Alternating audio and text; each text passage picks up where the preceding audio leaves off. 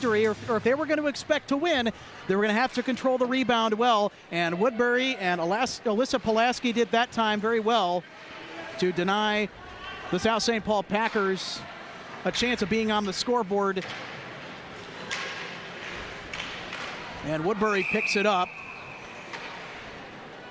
And it's going to be whistled offside. Little too eager that time for the Royals to press the advantage. And they know that the 2-goal lead in hockey is the most dangerous lead to have.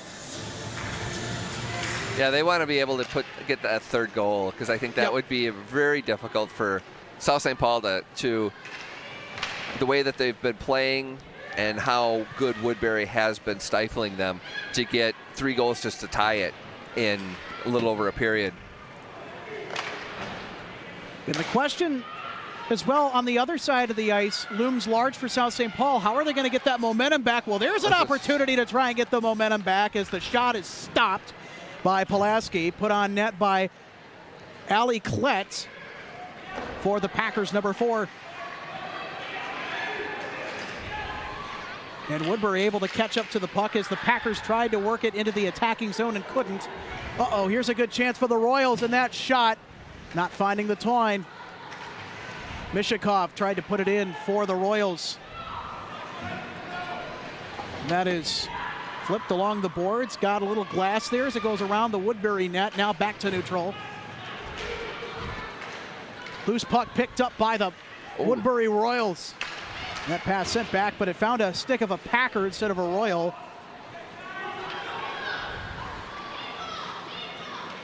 And here's Pockel with the handle for South St. Paul. Trying to wade through neutral. She did, although Woodbury's able to get the takeaway. That's one other thing that Woodbury's done really well this game, is to keep Pockel pretty much in check. Pockel, one of the key contributors, a very dangerous player on this South St. Paul roster. Out of 15 games played, 16 goals, 21 assists, 37 points. Electric when she's able to turn it on. Very dangerous. But so far this afternoon has not been able to find much against a very stout bunch of these Woodbury Royals.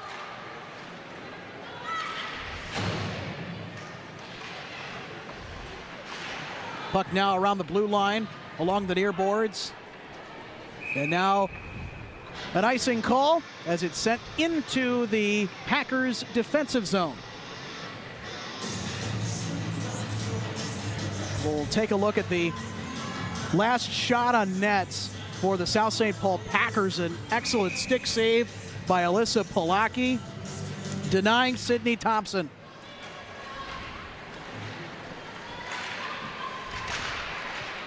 And you go back to that last shot put on net by Thompson. Pulaski has had a very good day so far in this third place bout. And the shot from deep, buried for South St. Paul. And like we talked about before, it's taking advantage of those opportunities. It seemed like a, fairly, just like the last shot, that, as you can see here, just nice good poke check, bringing it up. Ahern got it. She's going to take it right at the top of the circle and take a good, solid shot. Ahern with goal number 14 cuts the deficit in half. And South St. Paul very much alive after that, but look out. Royals could have had a close opportunity to get a shot on net, although the defense was there to disrupt it. Good block by Ahern moments ago, although the Royals pick it up in front, and that one is set in front, and it is wide of the net. Natalie Meter saw something develop. She put it in front, right into Gretzky's office, although nothing doing. Packers defense able to break it up, sent it to the circle. Puck bounces behind the South St. Paul net. Now to the far corner. Packers with control. Now through center ice. Oh, nice move. Full head of steam, and the shot is wide, and it is high. Bailey Vesper with a full head of steam, can't bury it from deep.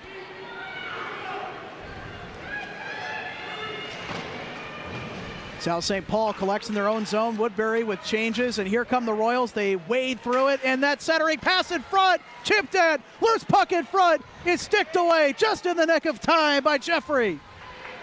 Look out, here come the Royals in front. The centering pass off the mark was intended for Gronke, who was hanging around. She's still in the slot. And the Packers pick it up. Intercepted near the blue line by the Royals. They keep it in for the moment until it finally gets to neutral. Here come the Packers on. They pick it up on a fortuitous bounce, and a dominant glove stop in front by Alyssa Pulaski will stop play.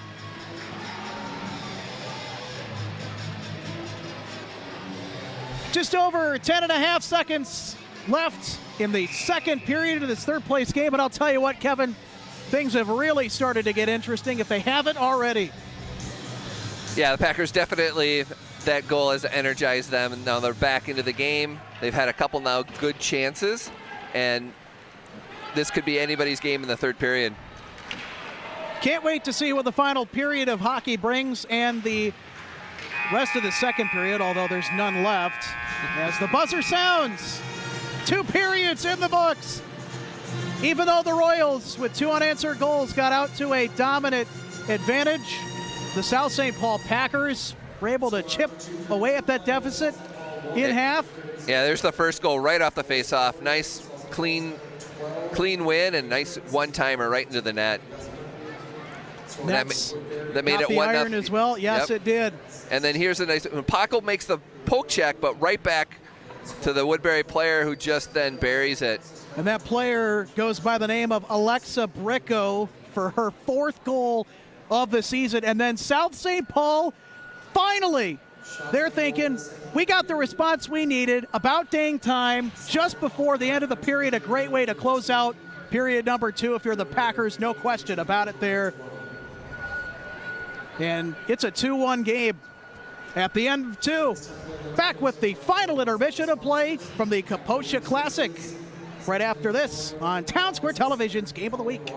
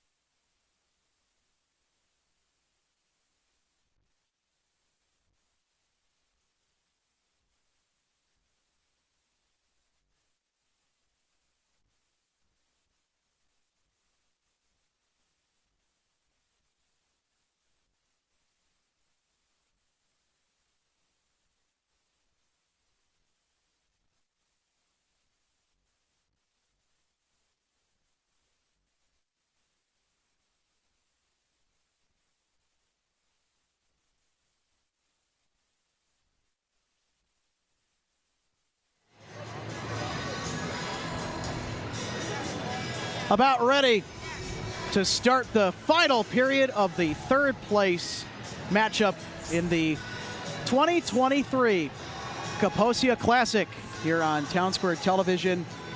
And I'm Alex Redding alongside Kevin Gellerman and our outstanding crew this afternoon. We have had quite the second period of hockey, and we're about ready to start the final. Kevin, your thoughts on the Suburban East standings? And this is an important game for Woodbury, not just within the tournament, but also within the Suburban East standings. They are one game behind the Stillwater Ponies, undefeated at 8-0 in the conference. Yeah, I mean, we talked about this before. You know, Woodbury's 10-1-1. They have had a really good year so far. They essentially tied Holy Angels last night, which is one of the premier teams in the state. And they're vying for that Suburban East. This is the continuous momentum. If they're able to get to that third place and win the third place game, it just sets them up for the rest of the season. It most certainly does, and Woodbury has not beaten a ranked opponent this season at all. They're looking to rewrite that script, and they are 17 minutes away from doing so at getting their first win against a ranked opponent, South St. Paul, in the Class 1A Top 10 coming into this afternoon's game. And we are underway in period number 3 from historic Doug Woog Arena.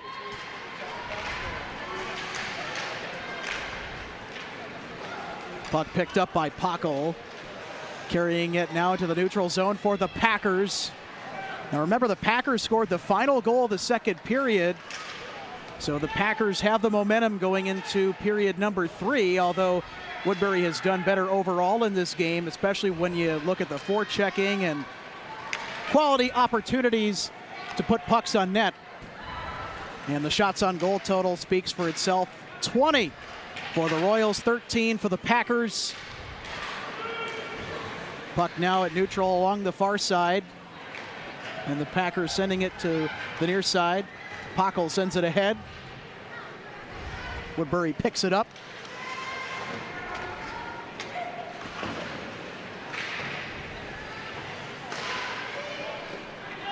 South St. Paul. Beck now to the far side. Packers dump it in. No changes for either. Only one shift, though, for the Royals. Good step up there by Pockel.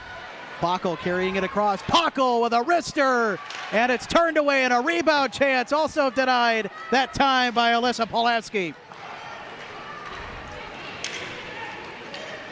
And here come the Royals with it. Out in front, and a good stop by Jeffrey.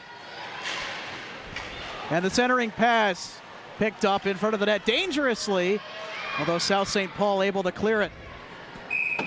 A smart play just to get it out of the zone and ice it.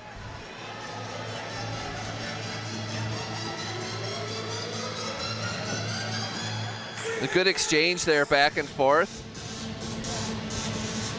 Packers had an opportunity, and then Woodbury came right back down and had another opportunity. I think this is the way the third period is going to go. It's going to be back and forth, seesaw.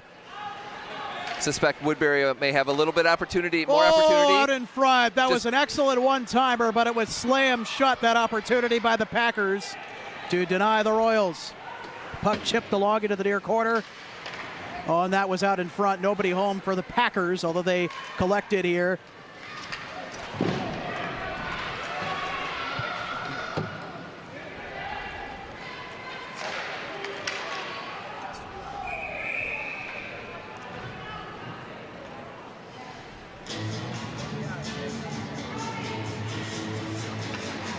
Another back and forth opportunities at both ends, which is good to see out of the Packers because they did not have a lot of opportunities in each of those two different periods.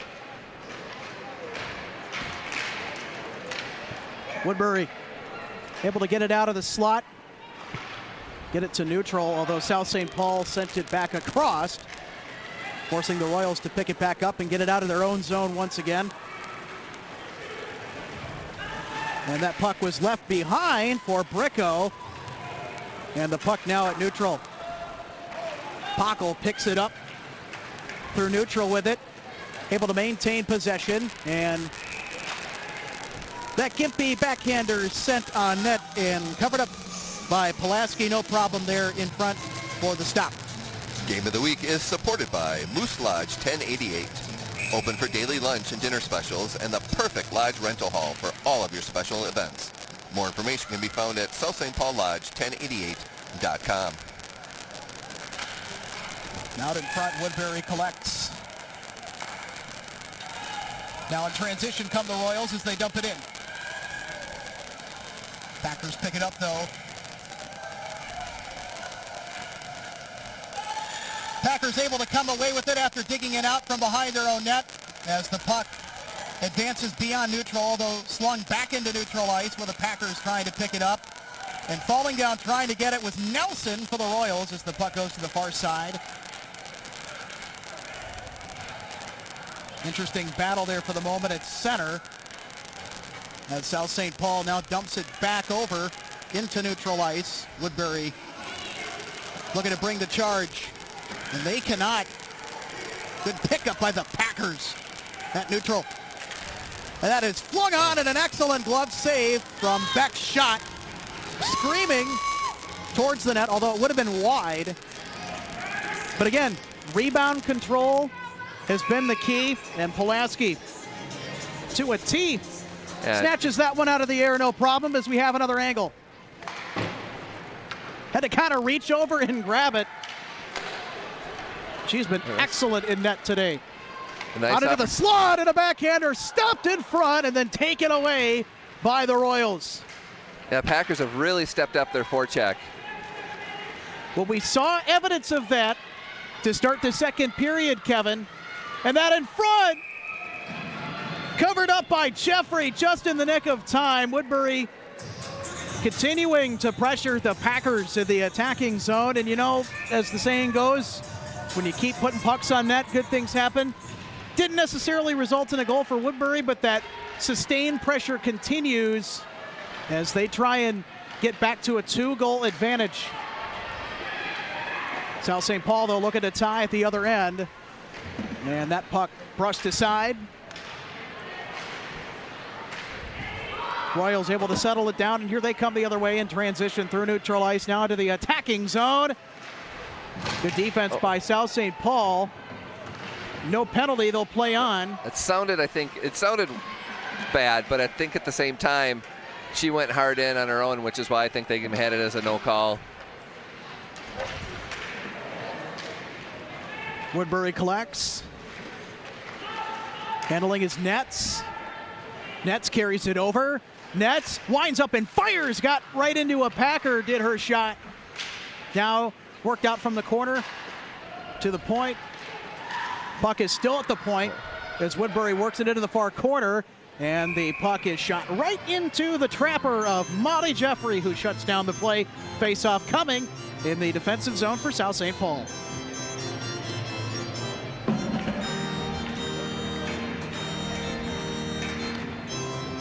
Well, it'll be interesting, Kevin, to see with this face-off opportunity in plus territory if the Royals can keep it in now that the face-off and the puck. Can they make it?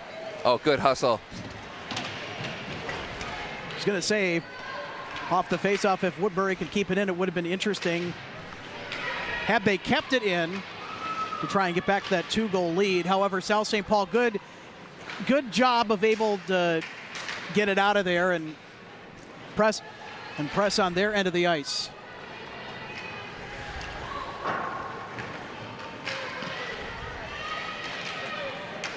Puck picked up at neutral by Woodbury. And that shot is going to sail well high of the net. And Woodbury, and you mentioned it earlier, they've done an excellent job at picking up the loose puck. That loose puck game for Woodbury, Kevin, has been another strong point of this Royals unit this afternoon. Pockel with the handle. Sent it for Vesper, but it was too hot to handle and picked up by the Royals and then sent into the attacking zone once again.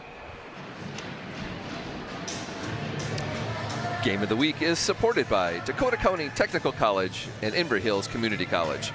Bright futures start here. More information can be found at dctc.edu. and inverhills.edu.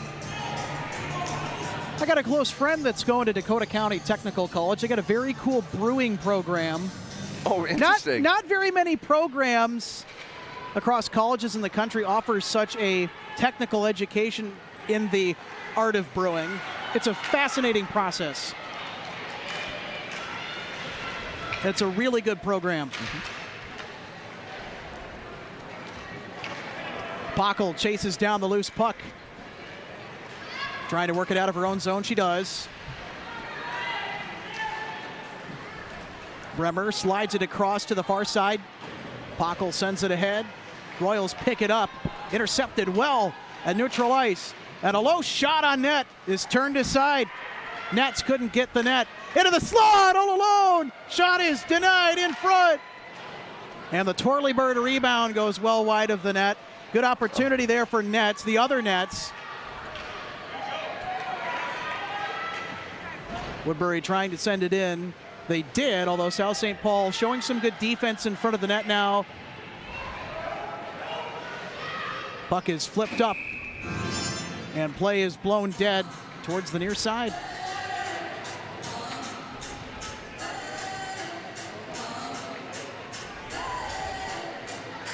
This is kind of reminiscent of a little bit of a heavyweight battle right now. Back and forth. Yeah, neither team has been out of it or looked out of it. It's been a fantastic game. And we have been more than delighted to bring this to you on our air live. And the Kaposia Classic in general. It's been an excellent tournament so far. And this third place game, no exception. Pockel handles, backhander in front, denied by Pulaski. The game of the week is supported by Midwest One Bank. You're the one. More information can be found at midwestone.bank. That was a very good looking drive into the slot, Kevin, as we'll take another look by Pockel. Lily Pockel got around one defender. On the backhand, though, say hello to Alyssa Pulaski, who was just sitting there waiting for that thing. And she says, thank you, I'll take the save. Look out! And off the pipe. Oh, that one went off the pipe, as you mentioned. So close for South St. Paul. Deflected away from the Royals' net as that puck was looming very close. Dumped off, and a great pass there. The shot on net is turned aside and eventually stopped by Jeffrey on the rebound. I think this is exactly what we were talking about before, you know, and here's another look at the backhand here, right off the pipe. Shot. Well, I gotta tell you, that 2 inches, and that was a goal. I don't know, maybe an inch. Yeah. And that shot on net by Brooke Nets, disrupted by the Packers, and here they come nice the pass. other way. Look out. Good cover in front by Pulaski to shut down that dangerous loose puck, getting a little too close for comfort in front of the Royals net. It was a great stretch pass. It was. Get it past the defenseman. Here's the shot. Loose puck. And then able to pounce on it before any Woodbury player to get it past. Glenn Dyke with a good chance there, as we saw in the replay, but not able to find the back of the net. Pockel from the point puts one on, and that is deflected high in the air and settled down, play blown dead.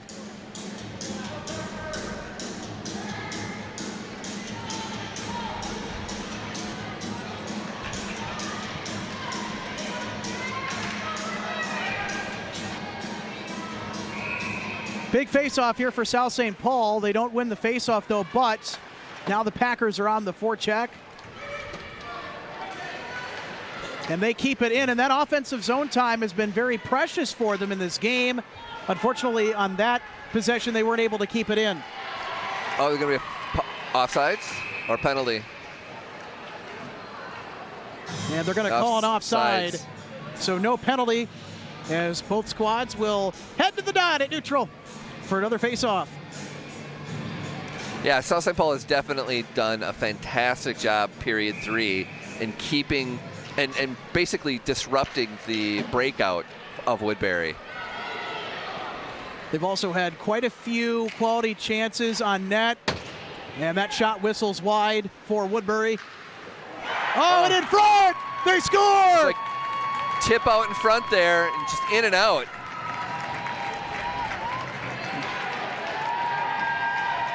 And a fortuitous sequence gives the Woodbury Royals their 2-goal lead back again. And boy, does this goal deserve another look.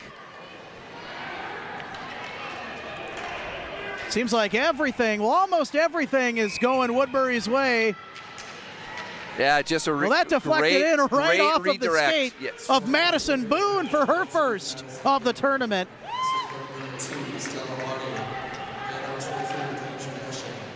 Oh, and the rebound, not able to be gloved down by Jeffrey in front as the shot was made. Woodbury. And Boone turns and fires, and that one's pad stopped by Jeffrey. Royals and Jeffrey. Correction, that wasn't Jeffrey. I meant to say Boone there. Yeah, just puck past neutral ice, and we're going to get another icing call, but yeah, that deflected shot. Yeah, here's another look at that goal. The shot's there, it's a little bit wide, and it's just going to get a, perfect stick, perfect tip, and in and out. Madison Boone with her second goal on the season. She has to feel very excited about that. Well, and South St. Paul's got to be a little bit frustrated. They had been putting some good, solid pressure, had some really good scoring chances, and weren't able to get anything to fruition about it. And then all of a sudden, Woodbury comes down, has a good play, and puts the puck in the net. And a remarkable stick redirect for the goal by Madison Boone, giving an extra goal in the advantage of the Woodbury Royals on the scoreboard. Here comes Pockel trying to wade through neutral with it, although she is cut off nicely there by Meter as the puck goes down to the near corner. That sounded a little bit worse than it was. Yep. Well, they got gear on. They can take it. Yeah. It wasn't a boys check. It wasn't to that level. Every once in a while you'll see that. It'd be like that. Puck rang the glass there moments ago. Now it's sent around behind the Packers net. Bounce pass off the wall. Big shot from near the blue line goes wide. And that one was fired on net. South St. Paul needs to pinballed around in traffic. Yeah, they need to get this puck out, but not necessarily ice it. They need at least a breathing room to get the icing. And there is an icing called there. Game of the Week is supported by South St. Paul Lions Club. We serve. More information can be found at ssplions.org. There's a shot of Dave Palmquist, the Packers head coach, trying to rally his team here, down 2 goals with just under 5.5 left in the game. See if they can do it. Although the clock is certainly not their friend. Puck now at neutral. Woodbury has to go back into its own zone to recollect. Now to the far corner. Good pickup by the Packers. Loose puck. Sent in by Vesper. Vesper chasing for the Packers. And Woodbury comes away with it again.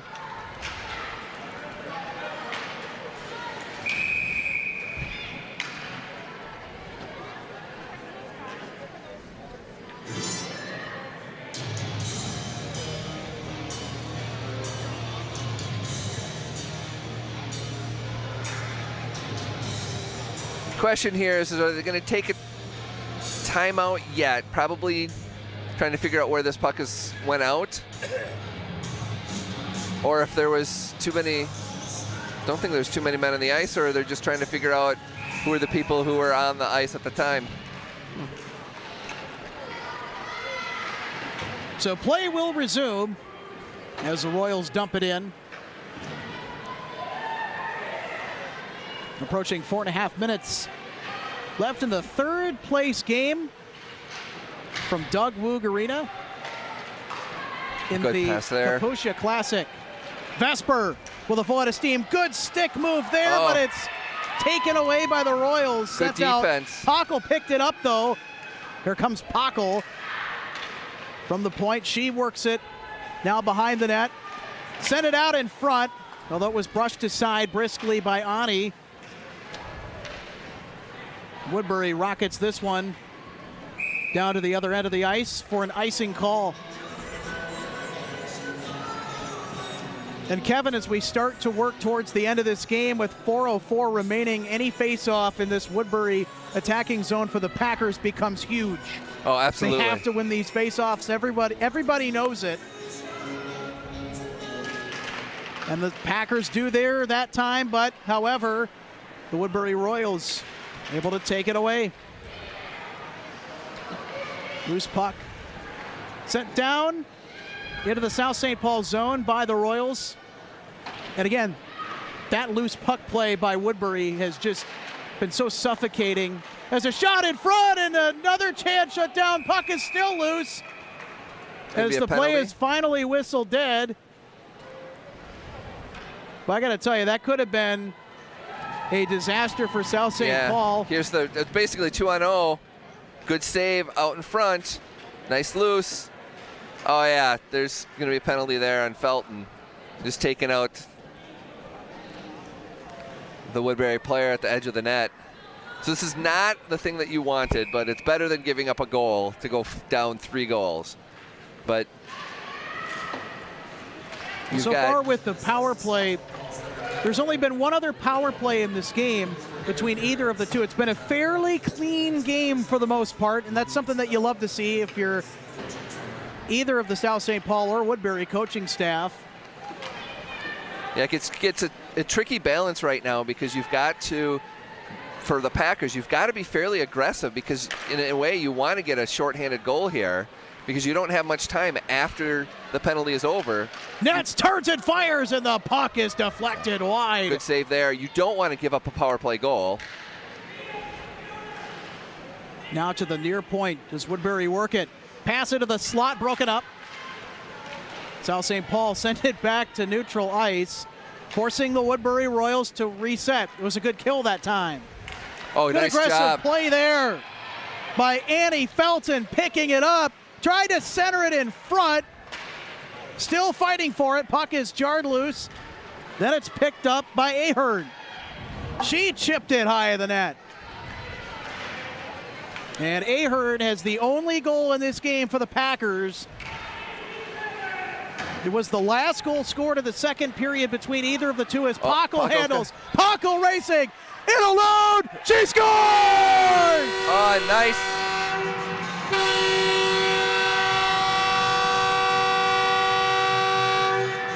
Here's a replay of it. Great step up. Splitting the defense, going down, and just making a nice backhand move. And that's exactly what the Packers needed, a shorthanded goal here.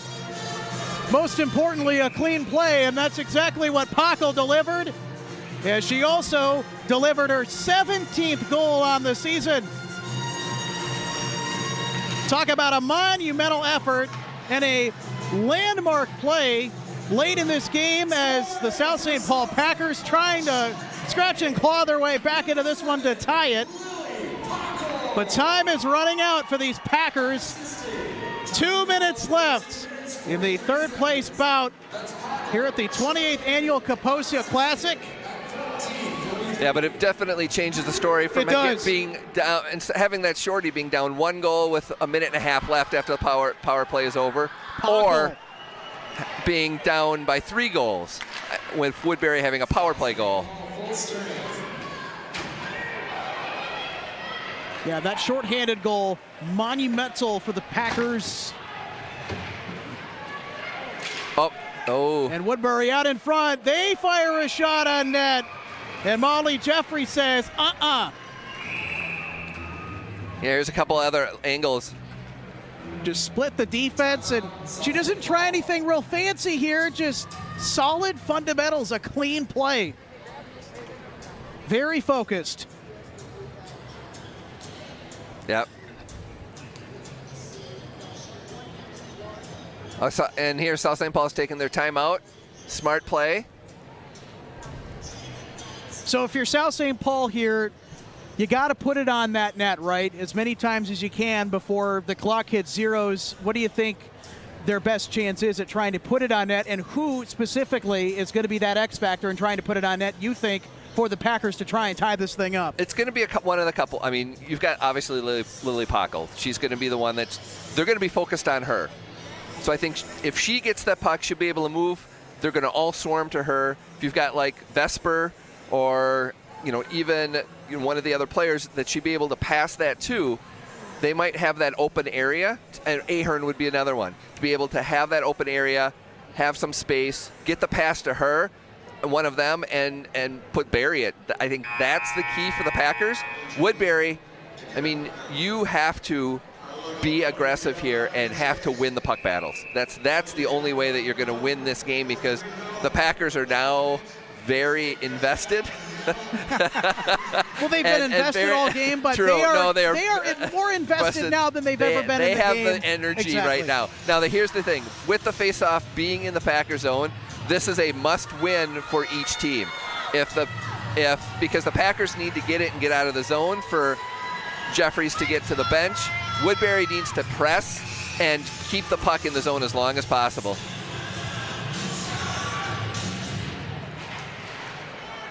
Play resumes. Under 90 seconds left to go. Yep, and the Woodbury is just going to try and eat as much time as possible in that offensive zone. Oh, and these stalemates, it's going to kill South St. Paul.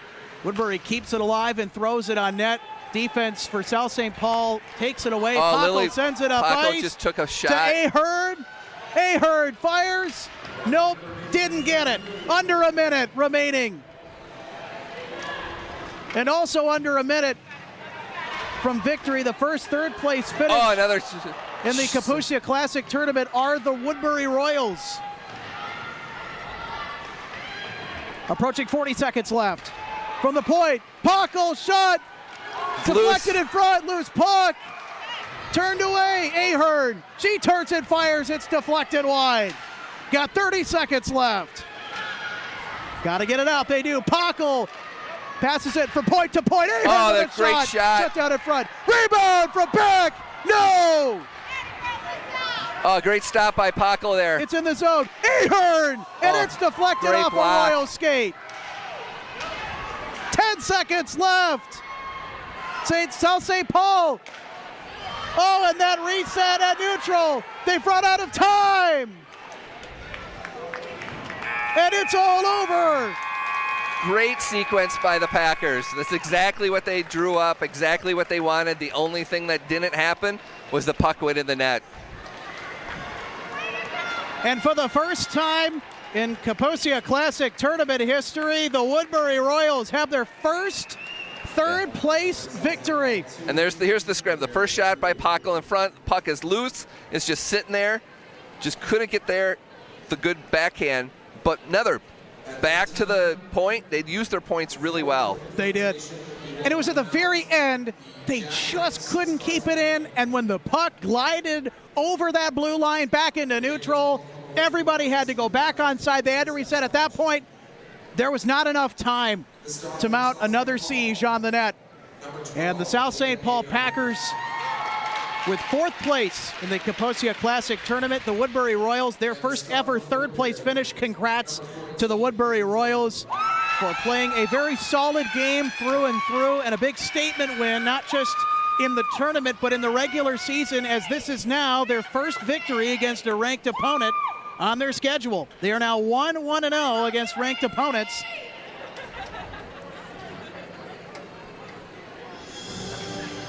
And so your final thoughts, Kevin, on this matchup? I think we called it right. Third period was going to be a heavyweight battle. We went back the whole game. The whole third period was back and forth, back and forth. It was incredibly a good, enjoyable game. And credit the Woodbury Royals for sticking to their game and being able to stave off the Packers and win this third place trophy. Most certainly. And now it's time for a team photo, Kevin. got to group up. And a very well-deserved win for the Woodbury Royals. Hope the photo turns out good, I'll tell you what.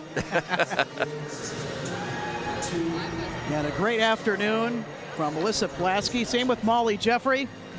And that'll just about do it for our coverage of the Kaposia Classic third place title game. And we'd like to thank our outstanding crew, Toby Stanga, our producer, also working replay, our director, Trevor Blom, camera is Hunter Pinky, Mike Slowin, don't know why I had trouble with that one, Joe Foss and Jerry Swartz, graphics and audio, also Toby Stanga, and Savina Cisneros back at Master Control. And for Kevin Gellerman and our entire crew, I'm Alex Redding saying so long from historic Doug Roog Arena as the Woodbury Royals get the victory in the third place game over the South St. Paul Packers. Have a great weekend, everybody, and we'll see you again soon. Good night.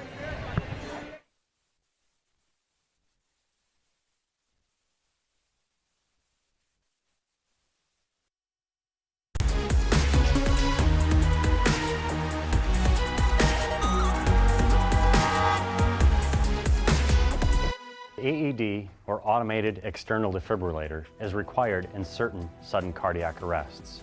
They're easy to use. There are a variety of different manufacturers. Some AEDs turn on once opened. Other AEDs, once you open them, you need to turn them on. And then all you need to do is follow the voice prompts. The person's chest will need to be exposed. Modesty goes out the window, and the clothing on their upper body will need to be removed. Tear open package and remove pad. Peel one pad from plastic liner. Place one pad on bare upper chest. Peel second pad and place on bare lower chest as shown. Do not touch patient. Analyzing rhythm. Shock advised. Charging. Stand clear. Push flashing button to deliver shock. Shock delivered. It is now safe to touch the patient. Start CPR. Give 30 compressions.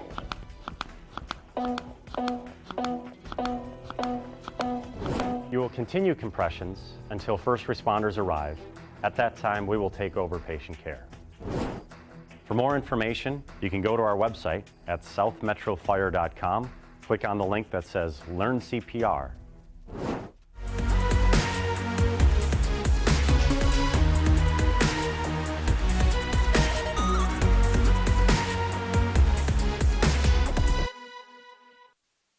Hola y bienvenidos a Neighbors. Hello and welcome to Neighbors. Aquí en Neighbors proveemos productos especiales a comunidades de la parte norte del condado de Dakota, tal como comida, ropa y productos del hogar por medio de nuestro banco de comida y Clothes Closet. Nuestra misión es proveer oportunidades para que nuestros vecinos prosperen conectando voluntarios con personas en necesidad. Nuestros servicios de comida son por medio de citas. Para hacer una cita con Neighbors, por favor llame a nuestro número de teléfono al 651-455-5000.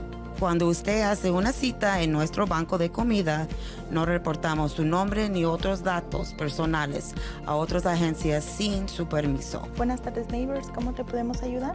Una manera en lo que ofrecemos comida es una orden preempacada. Para esta cita, su comida estaría lista para recoger en el establecimiento. Cuando haga su cita, por favor, infórmele a la empleada cuáles son sus preferencias de comida para que podamos personalizar su orden. Para recoger su orden, venga a Neighbors y estacione su auto en la parte inferior del parqueadero, usando los espacios designados. Adiós. Adiós. Hola, bienvenida a Neighbors. Hola, estoy aquí para una cita, por favor. Voy a registrar su llegada. Gracias. Una de las maneras que proveemos comida es por medio de compras en persona. Usted puede entrar y hacer sus propias compras. Venga a Neighbors y estacione su auto en la parte inferior del parqueadero. Al llegar, entre por las puertas dobles de vidrio. Clientes haciendo sus compras en persona pueden escoger sus productos favoritos de cada área del banco de comida, tomando en cuenta el tamaño de su familia. Ya puedes ir. Gracias, muy amable. De nada.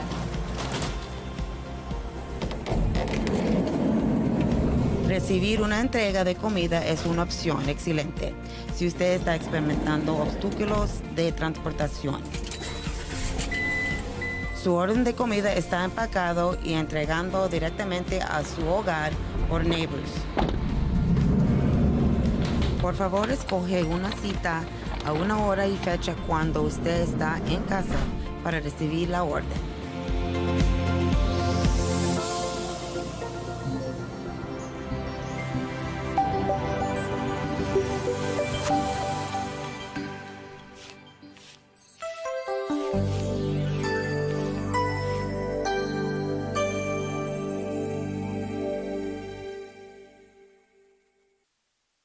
During the pandemic, Town Square Television has continued to bring you local coverage such as sporting events, local government, election coverage, and much more. To continue to bring you this essential service, we need your financial support. Donations can be made by visiting townsquare.tv/donate. Thank you for watching and supporting Town Square Television.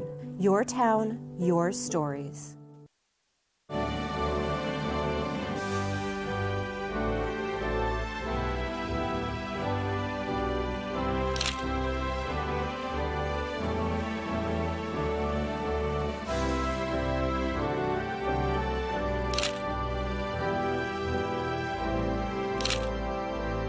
Preserve your memories by ordering DVDs of your high school graduation.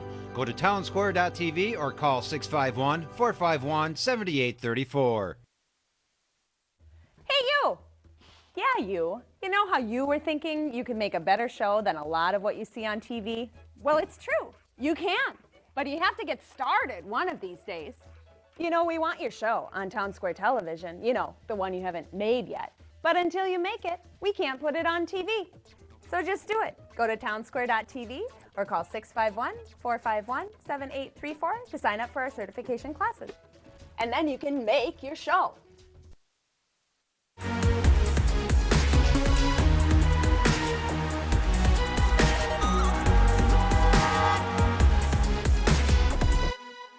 Approximately 350,000 people suffer from sudden cardiac arrest every year in the United States. Unfortunately, only about 6% of those people will survive. Hi, my name is Terry Johnson. I'm a firefighter with the South Metro Fire Department, which serves the cities of South St.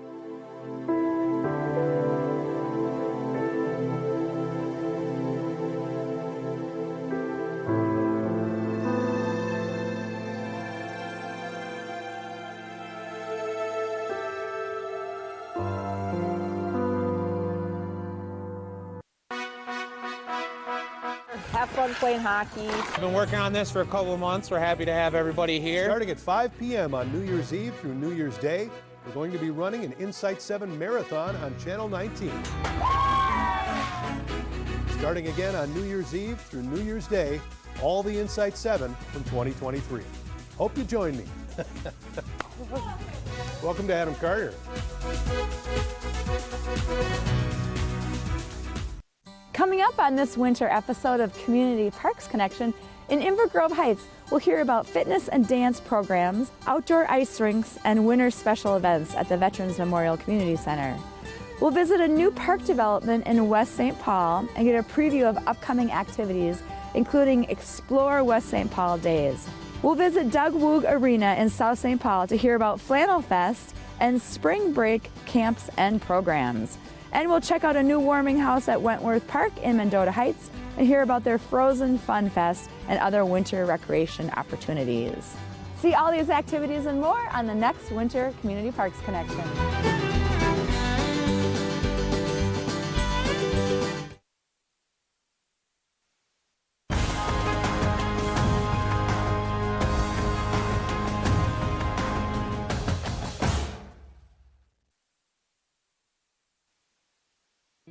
This is where we grow. This is a place where the community, young people can come, start from somewhere and grow from here. This gives them the opportunity to grow and to learn. Working with Town Square really made me feel more comfortable in my own skin. Your Miss Congeniality is Cassie Giles.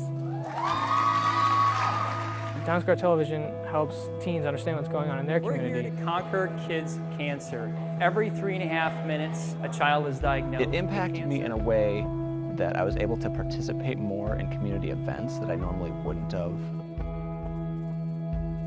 Town Square Television have opened amazing doors for me and have made a huge impact on my life. I felt that opportunity, so I created my own show, so give myself a voice.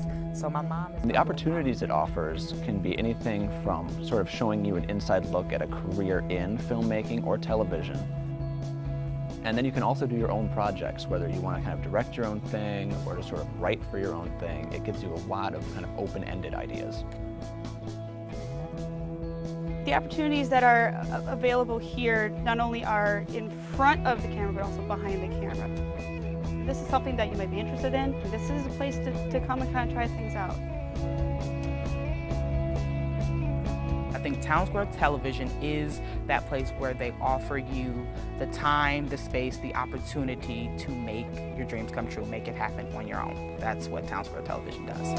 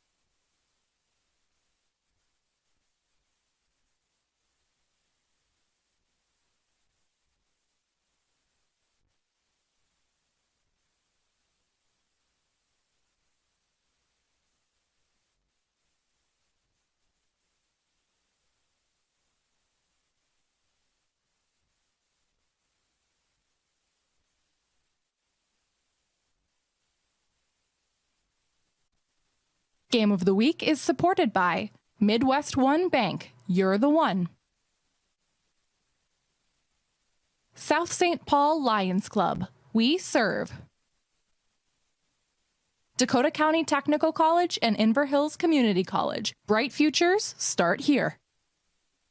Moose Lodge 1088, offering daily lunch and dinner specials and lodge hall rentals. Inver Grove Heights Public Safety Foundation, raising funds to support community policing.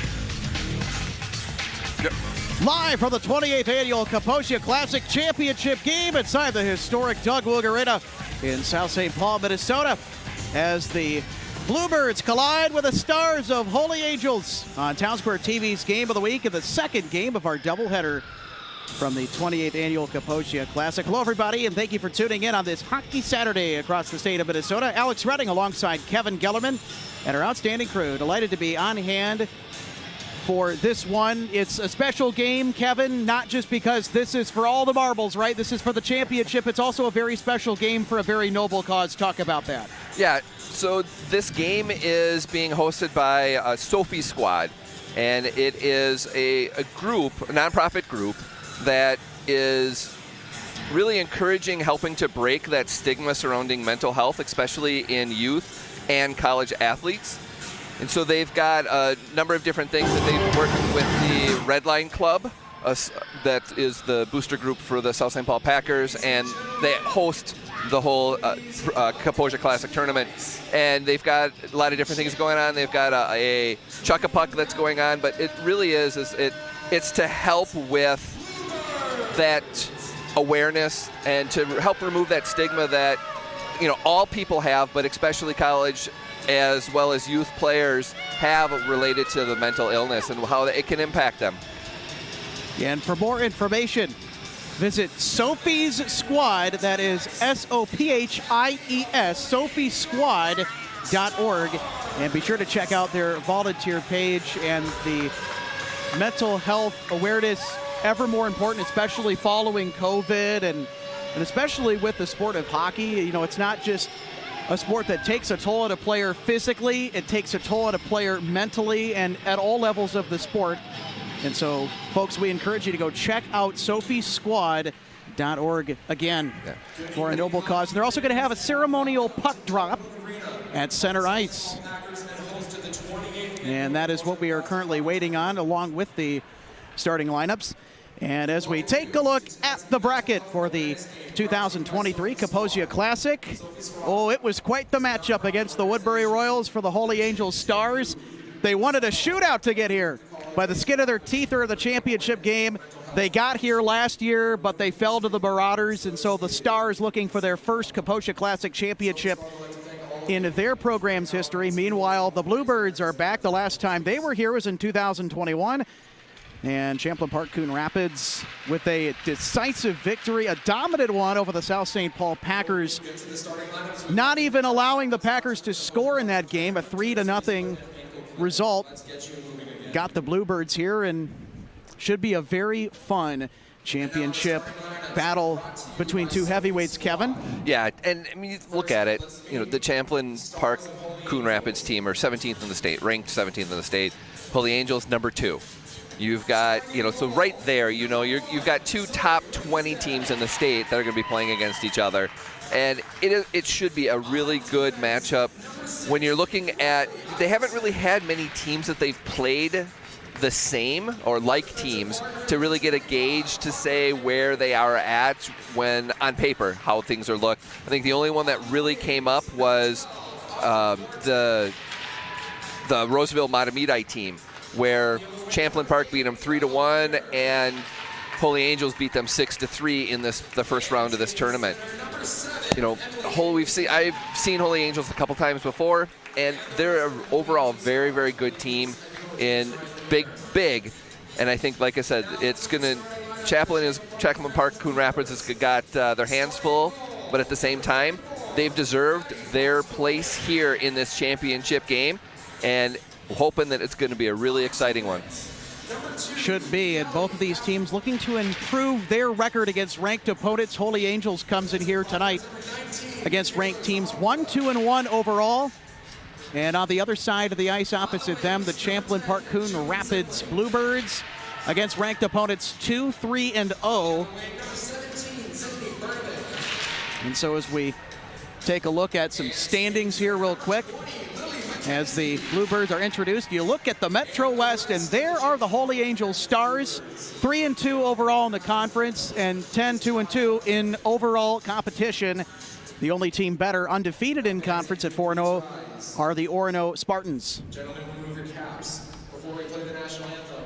At this time, and now down to the ice for the national anthem.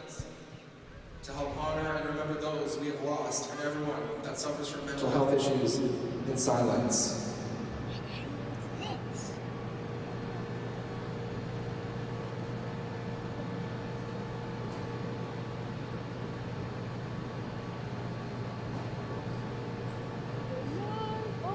Thank you.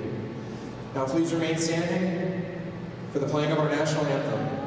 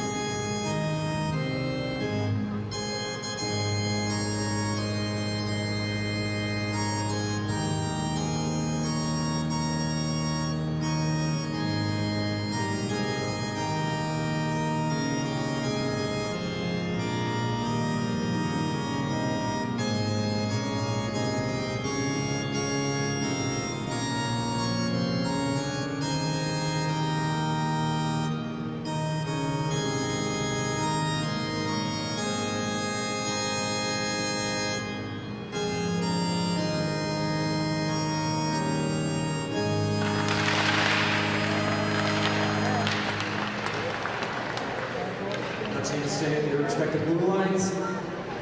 At this time, we will ask Jamie. All right, how about that? A brief moment of silence for all of those who suffer from mental health issues, and the national anthem as well. The national anthem done on an organ. Not often you see that every day in an amateur arena and in a setting such as this. One of the very few places across the state of Minnesota where you're going to get a live organ. And now we're going to have a ceremonial puck drop for Sophie Squad. There's the link again. Check them out at sophiesquad.org. We will also sound the horn at the puck drop. And here's the puck drop for Sophie Squad. And then you guys got to chuck the puck between the second and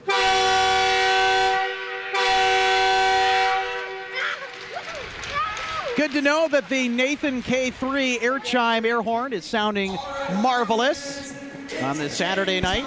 Yep, they just got it installed for the Premier Tournament earlier this week.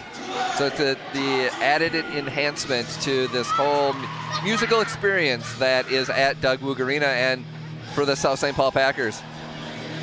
And fun fact about the goal horn here at Doug Woog Arena, it's the same variant of the Nathan K3 series that the Ottawa Senators have for their goal horn. So if it sounds familiar, and if you're a Sens fan by chance, well, that's the reason why. That's the other thing in this matchup that's going to be very prevalent throughout is the sounding of that goal horn. And of course, it's only appropriate, right? It's the championship game.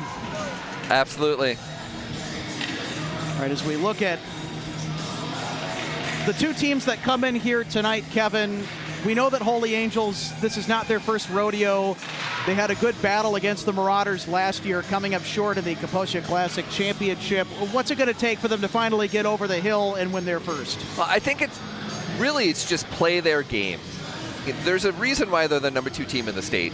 They are a very good team. They just need to continue their game. Now, granted, for both of these teams, this is a 3rd game in a row. So you've got maybe some energy may not quite be there. Granted, it's a little bit in the afternoon. They might have been able to sleep. But you need to make sure that your energy is high. You have to be able to, still be able to skate hard and go after those pucks and really play your game, and it'll be an advantage for those Stars. And we are underway in the 2023 Kaposia Classic Championship game, and we're going to get our first icing call right out of the gate.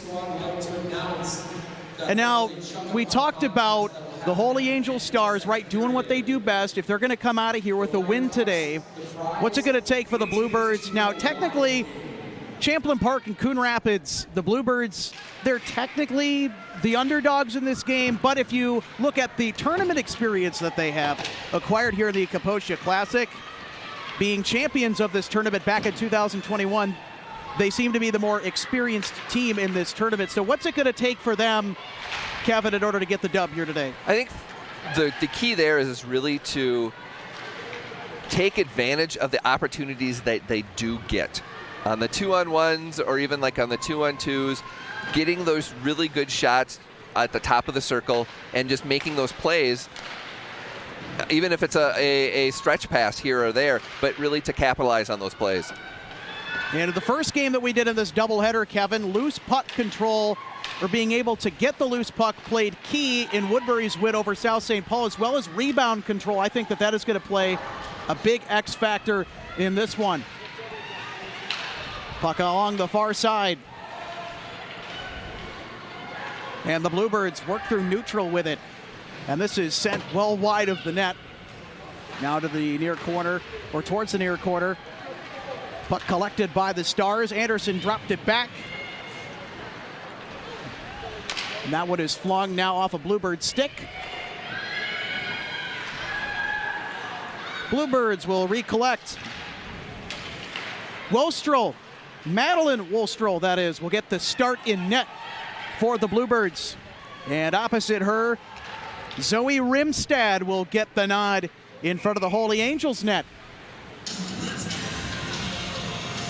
And another icing call sends both squads into the Holy Angels zone for a face-off.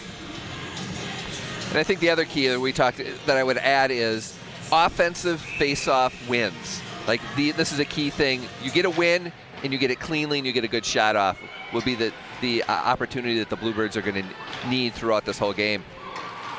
And right from the face-off, the Woodbury Royals in the first game that we covered, they scored the game's first goal. And it was from that face-off win. To your point, Kevin, very important to control the face-offs as much as you can, especially if you're in the attacking zone. That becomes paramount again. Another major fundamental strategy of hockey. Holy Angel sends it around their own net. Young with the handle, bounces it off the boards. Kept in, though, by the Bluebirds.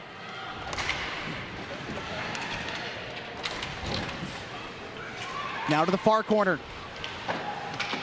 And the Stars work it back around. Stars still not able to get it out of their own zone and in front! Well, that could have been very bad for the Stars, although nobody was home for the Bluebirds.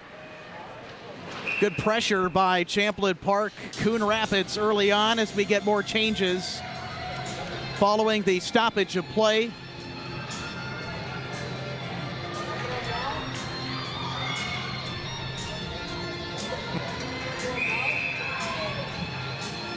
It's going to be interesting to see, Kevin, what kind of offensive pressure this Bluebirds team and the experience that they bring into the championship game just in general is going to have against the Holy Angel Stars, and they're taking a few good cracks at it there. Not able to find the back of the net, though.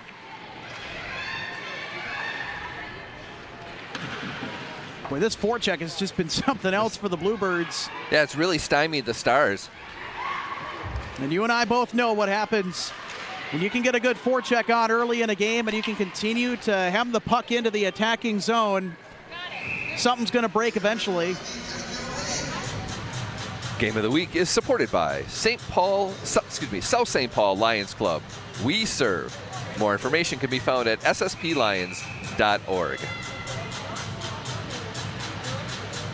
Big thank you to the South St. Paul Lions Club for supporting Game of the Week broadcast, and really all of our supporters. You guys rock. Holy Angels not able to find the twine there. And a good save up front by Madeline Wostrel. Wostrel 8-4 coming into tonight. 301 saves on 326 shots on goal with a save percentage of .923. And one shutout posted. And a win for the Bluebirds. A little Their own hook. Defensive zone, although having trouble getting it out. And they called it too. Yeah, it was what? What do you mean? I love how players try to negotiate after a. And you can see here's the play. It's bringing it up. Oh yeah, it's in there. It's. What? I didn't do anything. Well, whether it was intentional or not, it's still a penalty. Yep, a penalty is a penalty. So this will be interesting. We didn't Can't do the time, don't do the crime, and so early power play advantage for the Bluebirds. But look out, the Holy Angels have a penalty kill percentage of 93.2. Very efficient on the penalty kill are the Stars, and that shot goes wide of the net. Put on by Simling. Stars looking to break out, although the Bluebirds have other ideas. They work it back to the point. Tried to throw it into the slot, although it deflects to the far corner. Holy Angels, good defense there in the middle, and they're able to clear it. It's a good job by Champlin Park Coon Rapids, and really trying to have that sustained possession time in the zone. Giving chase is Loikel. Now to the point with it. And a shot on net. Deflected in traffic. Out of the far corner. Puck sent all the way down to the other end. And Wostrel decided to play it out from her own net, so no icing. All right. Now the recoil and the charge for the Bluebirds. Now to 1 point, work it out of the corner. Centering pass into the slot, broke it up. Oh, and good the rebound shot blocked. Defiant block by Aslan Latcher. Bluebirds. Up the ice they come. Working the far side now. Out into the slot. Oh, that went off the crossbar. No goal. And it's no goal. You can't bat it in to the net. So no goal for the Bluebirds as we have another look, Kevin. It's a great vision. It is. It was a great pass, setup. Shot right off the pipe crossbar. And she tried to put it down because she saw it. But and you can see her just like, ah. Yeah, you can't use your hand. That's.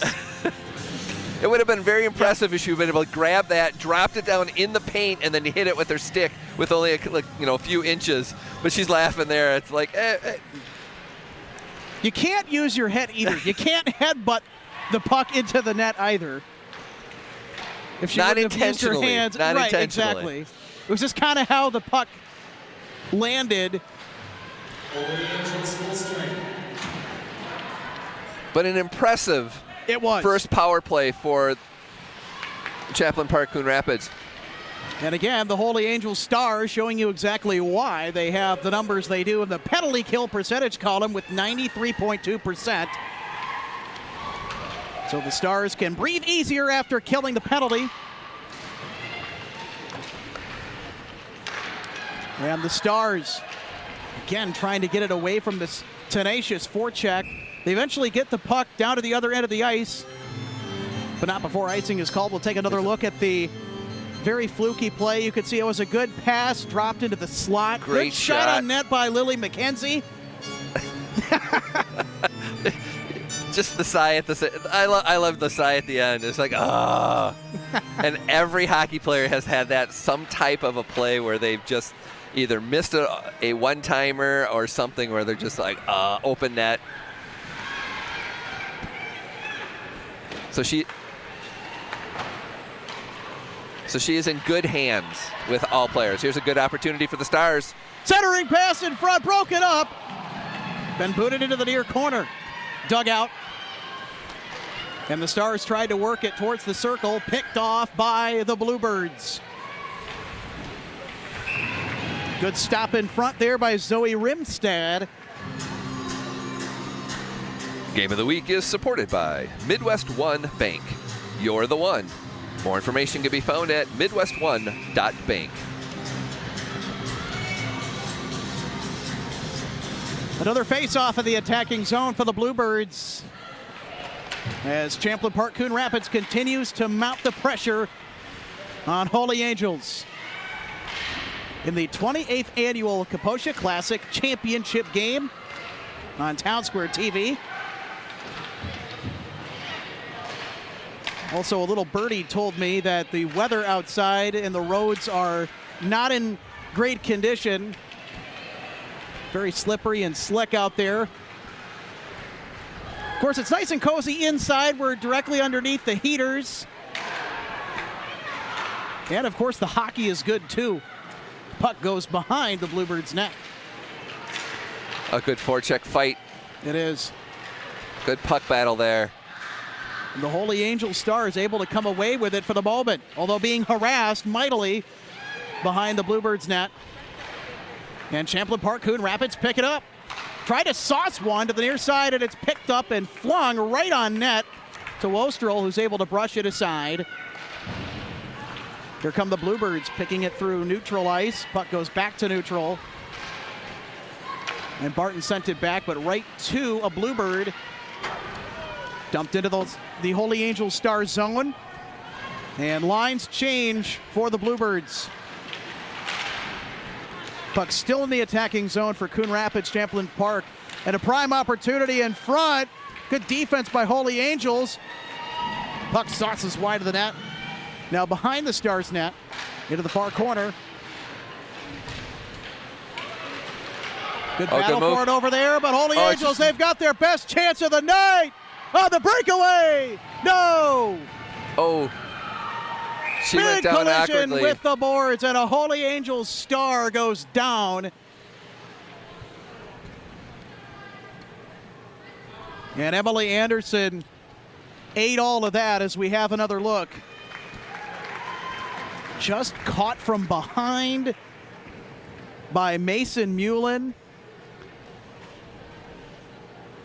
Yeah, there was that developing. It was a 2-on-0 that was developing, and good play by the Champlin Park Coon Rapids defense to get backed.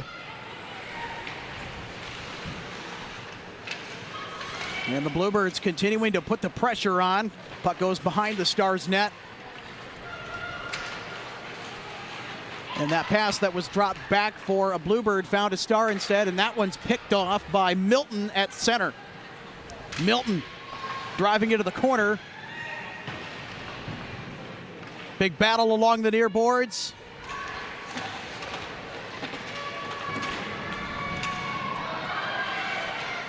Holy Angels doing a really nice job of trying to get the Bluebirds pinned against the wall in their own defensive zone. Holy Angels now turns and fires that one.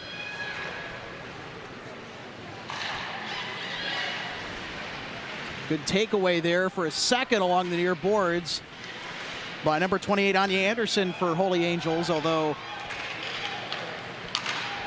oh, here's a good play. From the circle, a shot on. Not going to fall for Holy Angels. Aslan Latcher. Yeah, brought it in ripped there. It off of her stick, and it's shrugged aside by Wostrel, making it look easy. It was a great play by the defense, the Stars defense. Waited, looked for that pass for her to open up, to get open on that right side, and then just hit her with the pass. Holy Angels able to keep it in, chip towards the net and wide, and picked up by Latcher. From point to point, they work it. Now to the near corner. That one's chipped all the way into the far corner. Holy Angels, though, biggest thing is they still have possession. Oh, and that could have worked out well for Anderson if she could have got the handle on the pass, but they have to reset now to the point to the Holy Angels Stars. And that shot towards the net deflected out in traffic. The Stars are able to keep the puck in the attacking zone. And now it's at neutral, so they have to reset. Holy Angels dumping the puck down to change lines as the Bluebirds look to play it out.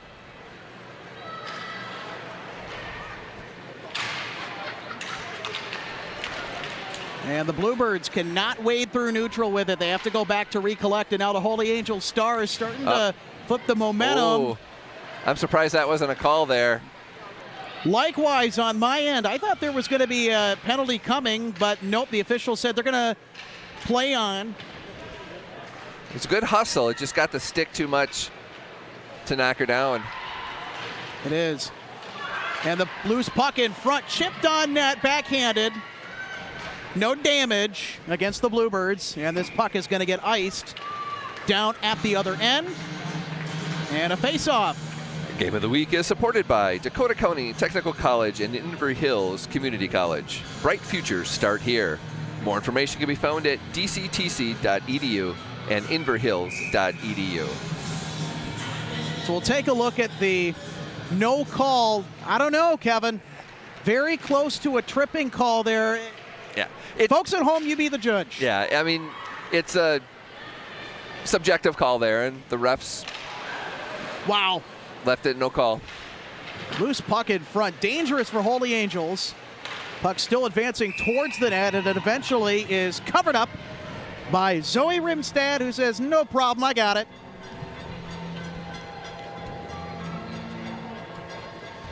And again, we go back to that no call. Yeah, good move there. Just going to the net and getting a shot on. Yeah, I beg your pardon. That was not the no call. That was the chance on net by the Bluebirds. Thought we were going to take a look at it one more time. Bluebirds continue to keep it in. Loose puck in the slot dangerously. Still out in front. Holy Angels able to get it away, though. Just in the nick of time, although the Bluebirds, good job on the forecheck. Yeah, the Bluebirds do a really good job on their defense pinching and really to keep that puck in the zone. They do that time there. That was turned and fired and hit a star. And the Bluebirds, they're still able to keep it in. Good effort of the blue line. Behind the Stars net.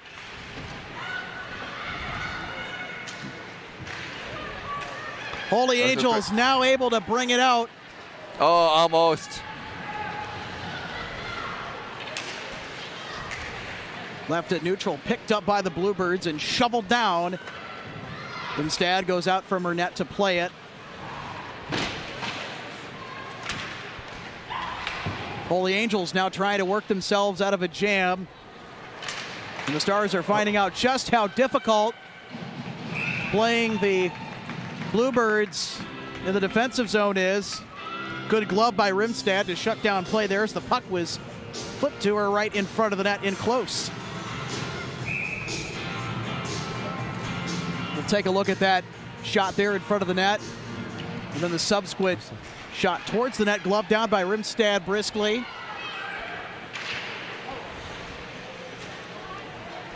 Bluebirds catch up to it. Blazing through center goes Elfin. Off a Holy Angels Star skate, now to the far side goes the puck. Another stop there. And the Bluebirds keep it in play. And Holy Angels finally able to clear it out of their own zone. Puck bouncing at neutral. And here come the Bluebirds. Oh, and a good centering pass, and the slot was lined up nicely for Sydney Bernovic, but that unfortunately could not be put on net. And we're going to get an offside call that eventually follows as we have another quick mention from one of our proud supporters. The Game of the Week is supported by Moose Lodge 1088, open for daily lunch and dinner specials, and the perfect lodge rental hall for all of your special events. More information can be found at South St. Paul Lodge 1088.com.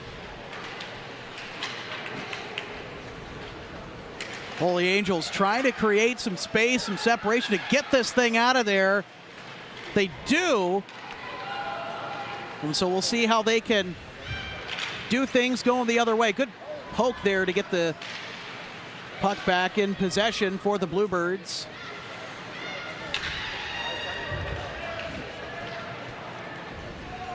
Puck now to the other end of the ice. Icing called. 2:34 in the opening period of the 28th Annual Kaposia Classic Championship game. And so far, much like the first game, Kevin, that we had the pleasure of spectating, scoreless. But there is still 2 minutes and 34 seconds left on the clock. Yeah, you're going to jinx yourself here. Yeah, I probably don't want to speak too soon. Yep, face off, back, shot, and goal. Oh, and that was a bouncing puck in front. Deflected wide of the net. Bluebirds pick it up. With a head of steam goes Elfin. Elfin jarred loose off the puck. And Holy Angels able to get it back their way for the moment. Oh, they're definitely let them play. That was another questionable or possible penalty. I thought the there. hand was going to go up too for a split second for another, or for a tripping call. But nope, they'll play on still. Holy Angels changing lines as the Bluebirds recorrect. Oh, that's a good puck play. Centered out in front. Holy Angels not able to bury it or even get the shot on net as it went wide. And the Bluebirds now dump it in. Instead, dumped it behind her net. Holy Angels play it out now to neutral.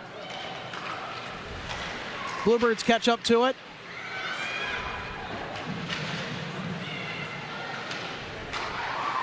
And from the point, in front, deflected. Holy Angels tried to center that one in front. It's picked up by the Bluebirds defense. Well, 4-on-2 there for a moment. June Semmeling comes onto the ice for the Bluebirds, starting her shift. Bluebirds keep it into the attacking zone. And that shot from the point deflected all the way back out to neutral as we are under a minute here in the opening period of the 2023 Kaposia Classic Championship between the Champlin Park Coon Rapids Bluebirds and the Stars of Holy Angels. Oh, there's possible opportunity Iverson with here. a shot. Casually brushed aside with the pad and the stick by Wilstrel. Yeah, the Stars caught the Coon Rapids Champlin on a line change. Anderson puts this one back. Shot from the point. Deflected in traffic and picked up. Bernovic fires down. Bernovic kind of ran into the official there. Puck is going to go back to neutral. Bluebirds reset, and that shot is shoveled right on net. Glove down. So 6.2 seconds left. Do you pull the goalie for that little quick shot? No, I think you wait to play another period. I think there's too much time. There's about 2-3 seconds maybe. Face-off win by the Bluebirds, although they're losing it in traffic here as time expires in the opening period. And we are scoreless after one. Your final thoughts on the first period? Well, after the look at the highlights. And it's the closest that we got to a goal, which was a non-goal. You can't put it in with your mitts. And so that'll do it for the first period of play from the Kaposia Classic Championship. On to the second period. After the short break, you're watching Town Square Television's Game of the Week.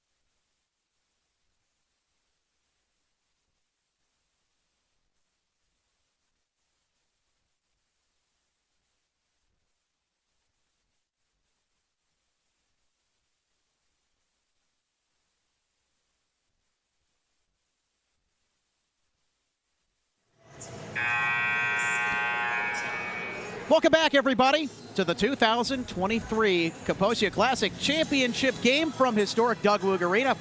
And you're watching Town Square Television's Game of the Week. And boy, even though that the scoreboard is at zeros for both the Bluebirds and the Stars, these two teams have been slugging it out ever since the puck dropped on this Hockey Saturday here in South St. Paul. And great to have you aboard with us. If you're just joining, Alex Redding alongside Kevin Gellerman in the broadcast booth, also with our outstanding crew. Kevin, it's been a battle of the heavyweights like we knew it was going to be in the first period, and I think it lived up to its reputation. Your thoughts on the first period as we look forward to the second? Yeah, absolutely. And the Bluebirds did a fantastic job with their defense pinching and really forechecking in the offensive zone, really putting a lot of pressure on the Stars, having them turn it over or blocking pucks to keep that puck in the zone and get some of those additional scoring chances, which is why they're leading in shots 9-6 after that first period. The Stars, they still were able to get into the zone, have good puck possession, get some good quality chances, but just weren't able to put the puck in the net. And so it's going to be that back and forth. I think that the key of the Stars is to get that breakout. Once they get the breakout, once they get through the neutral zone, they've done a really good job on getting into the offensive zone and getting those shots. And also, I think to add to that, I think it also depends on how well the Stars are able to play the loose puck. We saw it in the first game of our doubleheader tonight when Woodbury took on South St. Paul. That was one of the big X factors in their victory over the Packers, and I think that that's also playing out here. And we're also going to go ahead and take a look at the standings for the Bluebirds in their section. We already showed the Holy Angels Stars section earlier, and now as we take a look at the Northwest Suburban Conference, there the Bluebirds sitting nice and comfortable at the top, although Maple Grove is come calling at 5-2 overall, 10-4-1 in overall competition. And so you look at all of the teams in there. It is a very difficult conference, but the Bluebirds have been up to the task, and they're the leader, and they've played like it. They've showed a lot of poise. Yeah, definitely. It's going to be a very good and interesting second period here. It is the Bluebirds trying to pick up their second Kaposia Classic tournament victory in program history. The Holy Angel Stars looking for their first ever. The Holy Angel Stars came so close to tasting sweetness last year against the Marauders, but they fell. We had that one for you on Town Square TV. And that shot from deep, shut down in front by Zoe Rimstad. Rimstad only has posted one shutout this year, save percentage of .947, and 198 saves coming into tonight's championship bout. Big win for the Bluebirds from the faceoff. Puck is loose and then played around to the near side by Holy Angels. Behind the Stars net, now to the far corner. And the Stars work it back around. And chasing is Lesnar. And shot on. Payunin with the last shot for the Bluebirds. Champlin Park and Coon Rapids.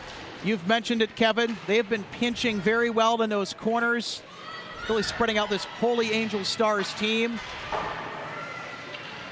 Holy Angel Stars looking for a bounce to go their way, and that puck is going to sail well high of the net on its way towards it.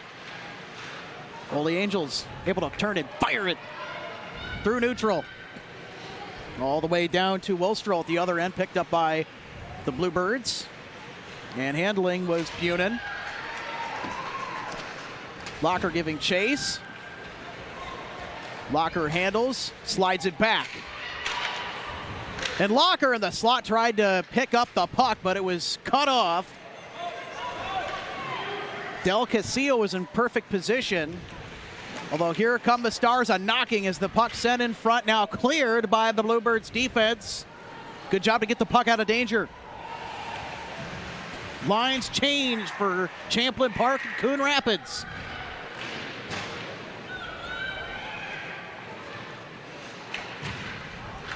And the Stars looking to come away with it. Heavy pressure, though, as they work up ice from the Bluebirds. Now behind the Champlin Park Coon Rapids net. Bluebirds pick it up. Kept in by the Stars. Holmes fires one and it's wide. Good shot by Callie Holmes. Not able to put it on net though. Bluebirds coming back the other way. Good block shot deflected. there. Yeah, that was an excellent block. Puck is now on the far side of the rink. Well, from where we are anyways. Centered out in front and a quick snapshot turn aside. Semling was sizzling in the slot and she couldn't put it through. That's the first quality chance of the period. That it is indeed. It was an excellent quality chance. Although still nothing doing on the scoreboard for the Bluebirds that time. Loose puck picked up. And it was by McKenzie. Now the Stars. Garten handles. Bounce pass off of the boards behind her own net. And now play will stop.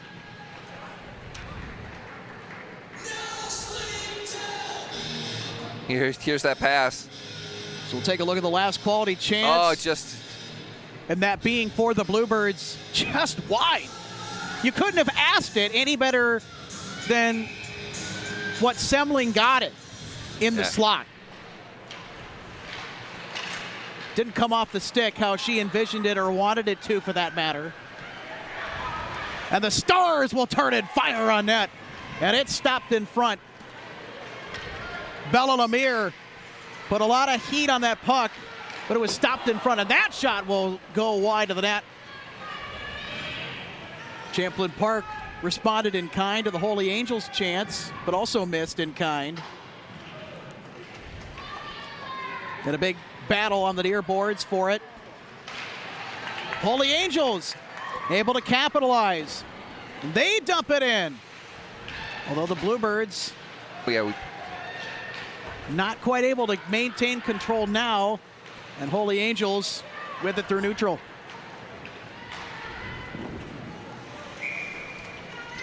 And good cover by Woolstrow will stop play. Game of the Week is supported by Inver Grove Heights Public Safety Foundation, raising funds to support community policing. Everyone is welcome. More information can be found at ighpsf.org. Anderson to try and win the faceoff for Holy Angels. She did, although Champlin Park Coon Rapids took it away for the moment, and they did out of their own defensive zone. The puck works back in. And the puck is flipped into the Holy Angels bench. And to the faceoff dot we will go.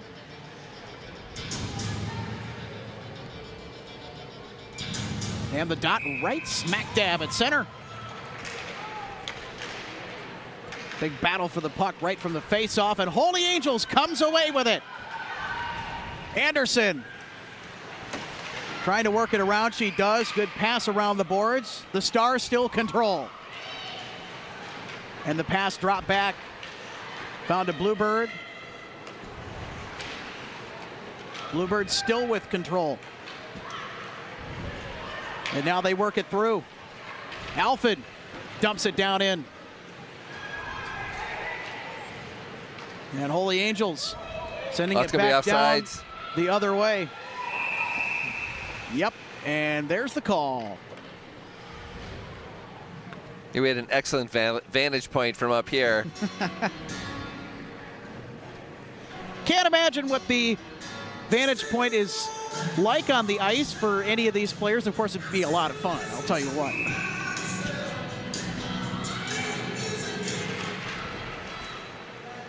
Champlin Park jockeying for position of that puck, goes to the net and brushed aside by Rimstad. Played out from the near side by the Bluebirds, sent it to the slot. A little cheeky backhander disrupted and brushed aside.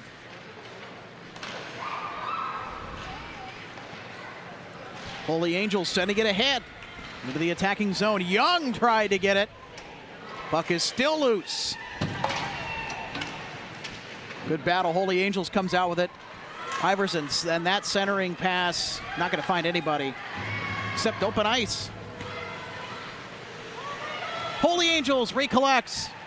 And a line change for the Bluebirds. Here come the Stars. Circling. And the Stars work it to the point. Now to the blue line. Big shot from the point. Well wide of the net.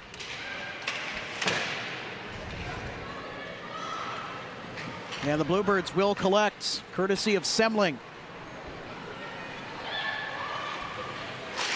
And a quick shot on. Puck is still torn loose in front. And it's jammed home for the Bluebirds goal. It's more just a lot of good puck luck on that one.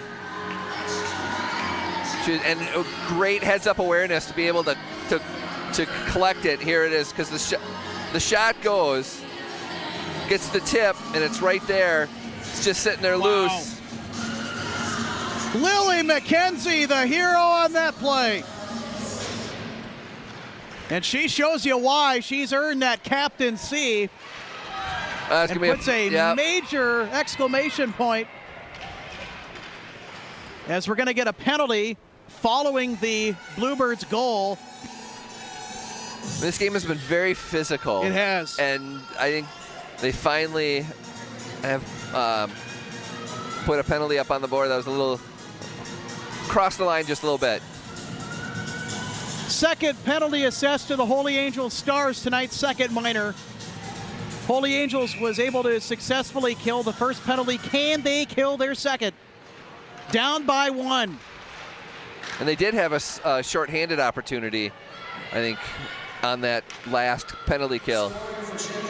Locker catches up to it, although lost it. Good disruption by the Holy Angels. Anderson dumps it in. Time to goal, 6 minutes, 28 seconds. That's McKenzie from Vertigo at 6:28. And McKenzie on her last goal scored number 10 on the season for her.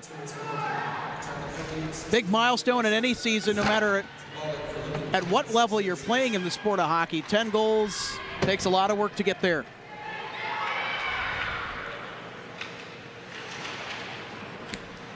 And struggling there to get the puck out. Well, of course, this works for Holy Angels. Stalemating anything to keep the pressure off of their own net here, trying to kill this penalty. Now, we mentioned it before. Holy Angels, they do very good on the penalty kill. Penalty kill percentage of 93.2%. And another successful clear. Under a minute to go here in the power play for the Bluebirds of Coon Rapids and Champlin Park.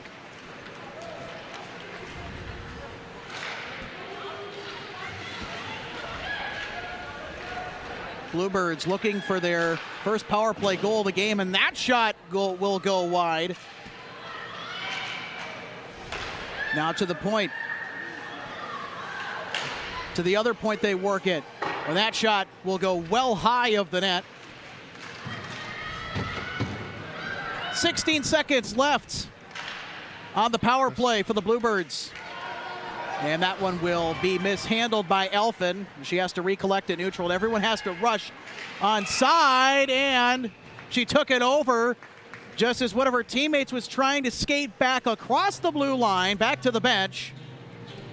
Took it over, and the offside is called. So likely another successful penalty kill for the Stars. They've got 5 seconds left here. Have to feel good about that. 2 for 2.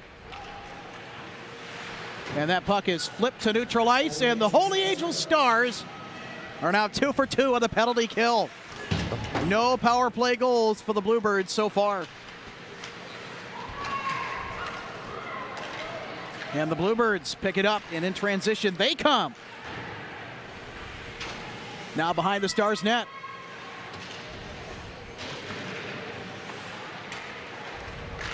And that is picked off nicely in front.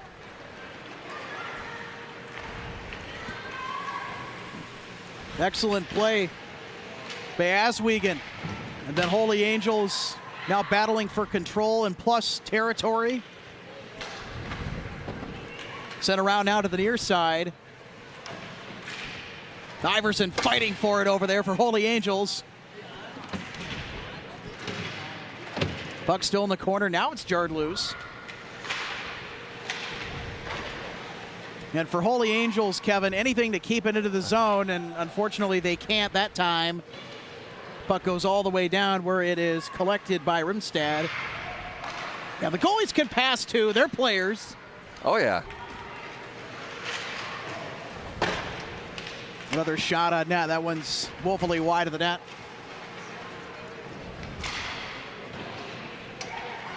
Puck collected at neutral by Iverson. Still loose. Quite the battle at center ice, Kevin, I'll tell you what. Just exactly what you would expect from two heavyweights. Look out, here come the Stars looking to set something up, although the defense of Champlin Park Coon Rapids able to send that puck ajar. Holy Angels, though, with another good opportunity there from the circle, and they can't connect. Emily Anderson had a pretty decent chance there from the circle, but just couldn't put it in on Holy Angels' last shot on goal. Now to the near side as it's picked up by Bernovic. Bernovic fires, and it's pad stopped in front by Rimstad. And the Stars in transition, they come the other way.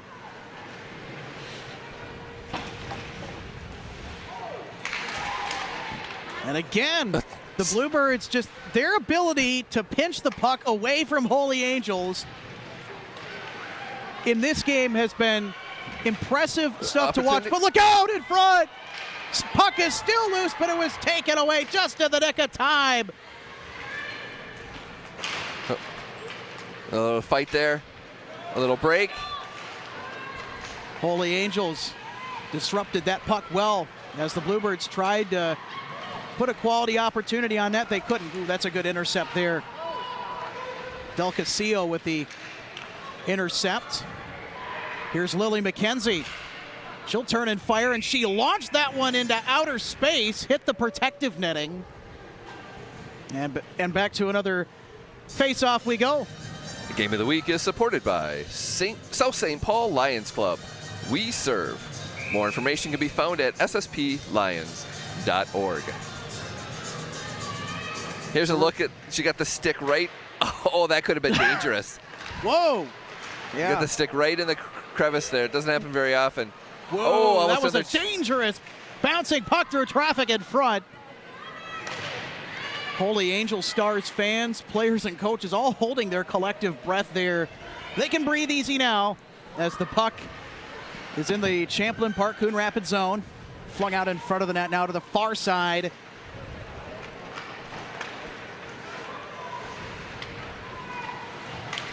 And the Bluebirds now play it out. Now to the near side, they come through neutral. Drop pass back, and a shot on net. Puck loose in front, picked up by the Stars.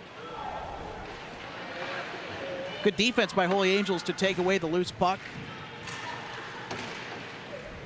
And getting on those loose pucks, that has to be the biggest X factor in this game, and oh boy.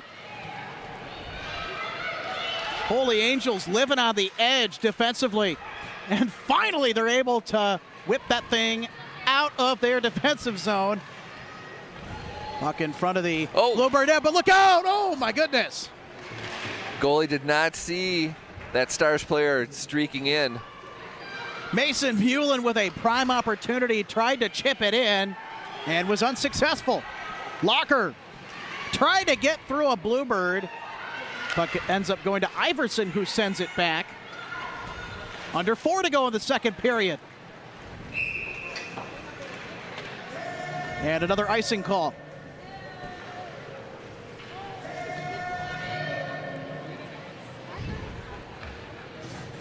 So let's take a look here at this opportunity by Holy Angels. And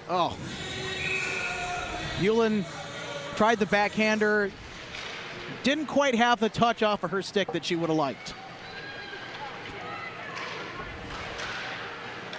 Puck now at neutral. Oh, nice play developing here. By the Stars, best chance of the game, and they can't finish the backhand. No, it was a good defense there too to disrupt it. Locker was flaming down the ice and couldn't get the backhander to go.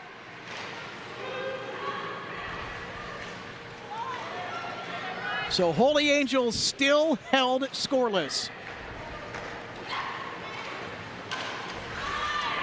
Bluebirds pick it up at neutral and send it in.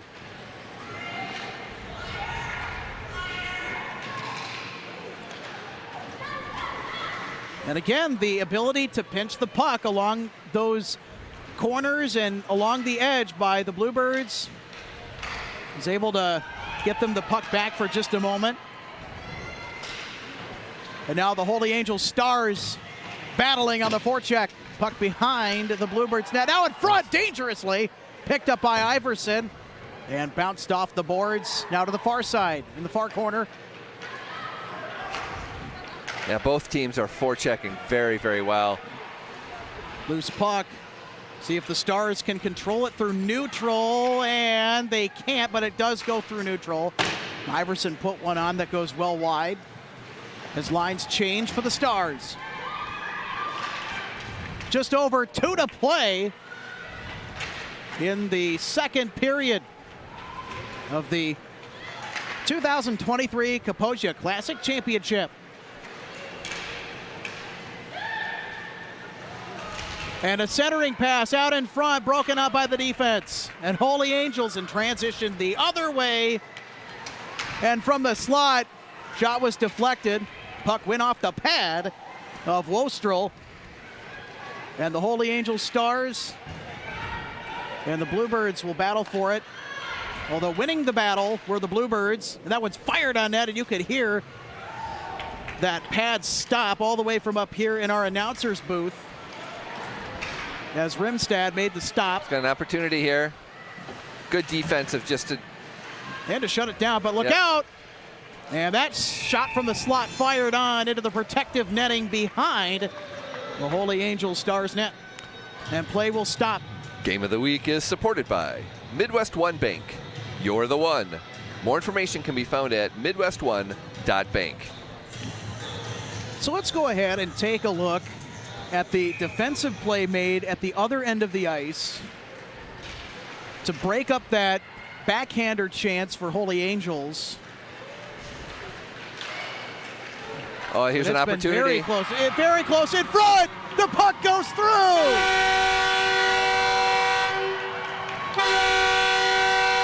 It was a good play and just got it and slid it underneath the pad. We'll get a replay here. It was a great setup from behind the net.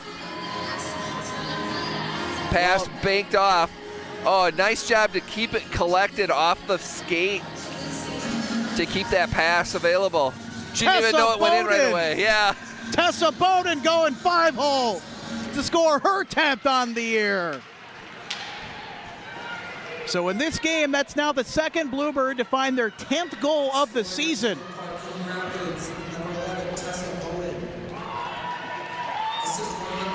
Excellent work on the backhander by Bowden. Will pop the second goal of the game for the Bluebirds. Now approaching 30 seconds to go in period number 2. Bluebirds control behind their own net, sending it into neutral, but the Angels pick it up. We'll see what Holy Angels can do here as they push for one last time, and that one stopped and shrugged aside. Nice break up there by the defense. Bluebirds.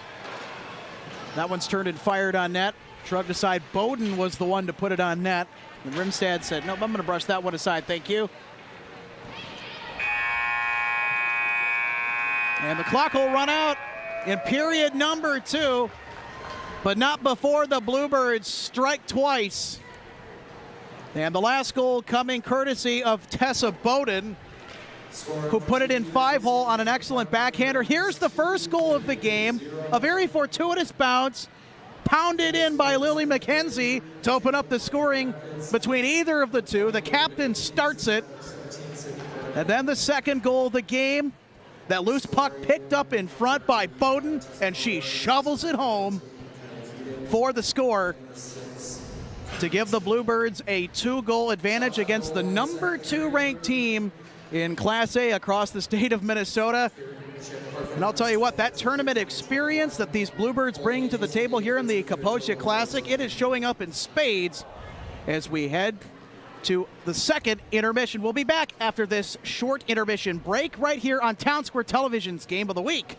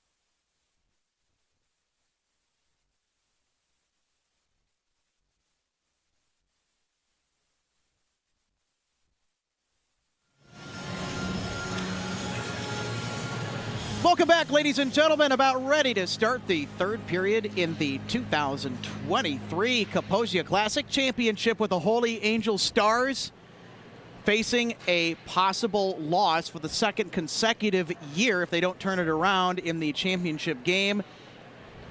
And the Champlin Park Coon Rapids Bluebirds looking for their second Kaposia Classic Championship win.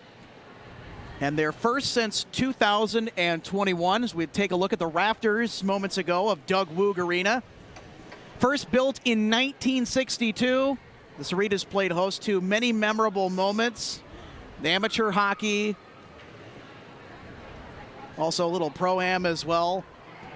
Rodeos, if you can imagine that. This arena, if these walls could talk, they would say a lot, Kevin, I'll tell you what. And it's changed, too, because the way that you look, I mean, there used to be bleachers behind the benches a long time ago.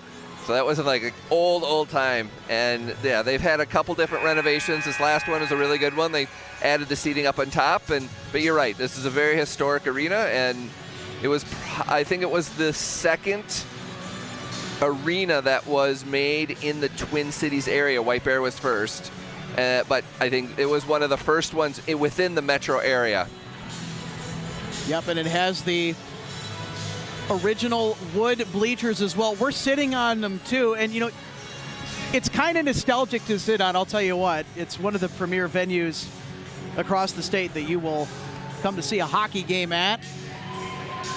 And there's not a bad spot in this venue, I'll tell you what. The XL Energy Center, the same in downtown St. Paul, the home of the Minnesota Wild and many other events throughout the year. And as we bring our conversation to the events happening right now on the ice, about to start the final period of play, the Kaposia Classic Championship game in 2023. Kevin, we knew that the Holy Angel Stars, they were the favorite to win, obviously, because of that #2 ranking across the state for Class 1A that they currently carry.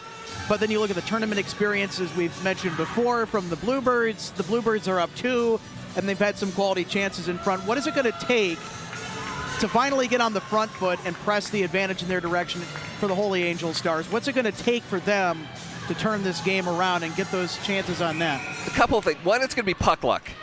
I mean, that's one of the things that Champlin has had, the puck luck. The other thing is having loose pucks opportunities, that being able to find that puck and just put it, great snipe is what they're going to need. They're going to need a great snipe, and they're going to need some puck luck. Yeah, the puck luck has not gone in favor of the Stars for much of the night. Of course, it'll be interesting to see if it does go their way in the third period. But look out, and a quality chance there on the drive is denied. Lily McKenzie was looking for her second of the game and was turned aside. And McKenzie started the scoring for either team as that puck is flung into the protective netting in the far corner, as we'll head to another face-off. The second period marked by a couple of very nice goals. And we take a look at that opportunity for the Stars. Nice loose puck there, and it just went through a couple players, including a Stars player right on the doorstep. Good glove stop by Wostrel in front. The starting netminder for the Bluebirds tonight. And the Bluebirds trying to work it out in the far corner. Yeah. Both teams have done a really good job on the forecheck and really making it difficult for the defensive team to break out of the zone and forcing icings. And here's a good example of it, too, with the Stars. And it's just... right on cue. Right on cue.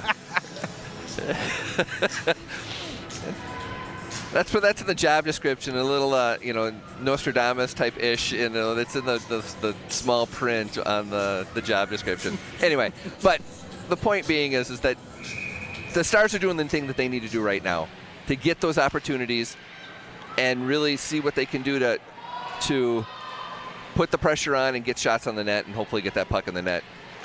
For the Bluebirds, they have to keep playing their game, what they've been doing, and really clamp down in the defensive zone. Yeah, they cannot be conservative. And of course, as the old saying goes, a 2-goal lead is the most dangerous lead in hockey for a reason.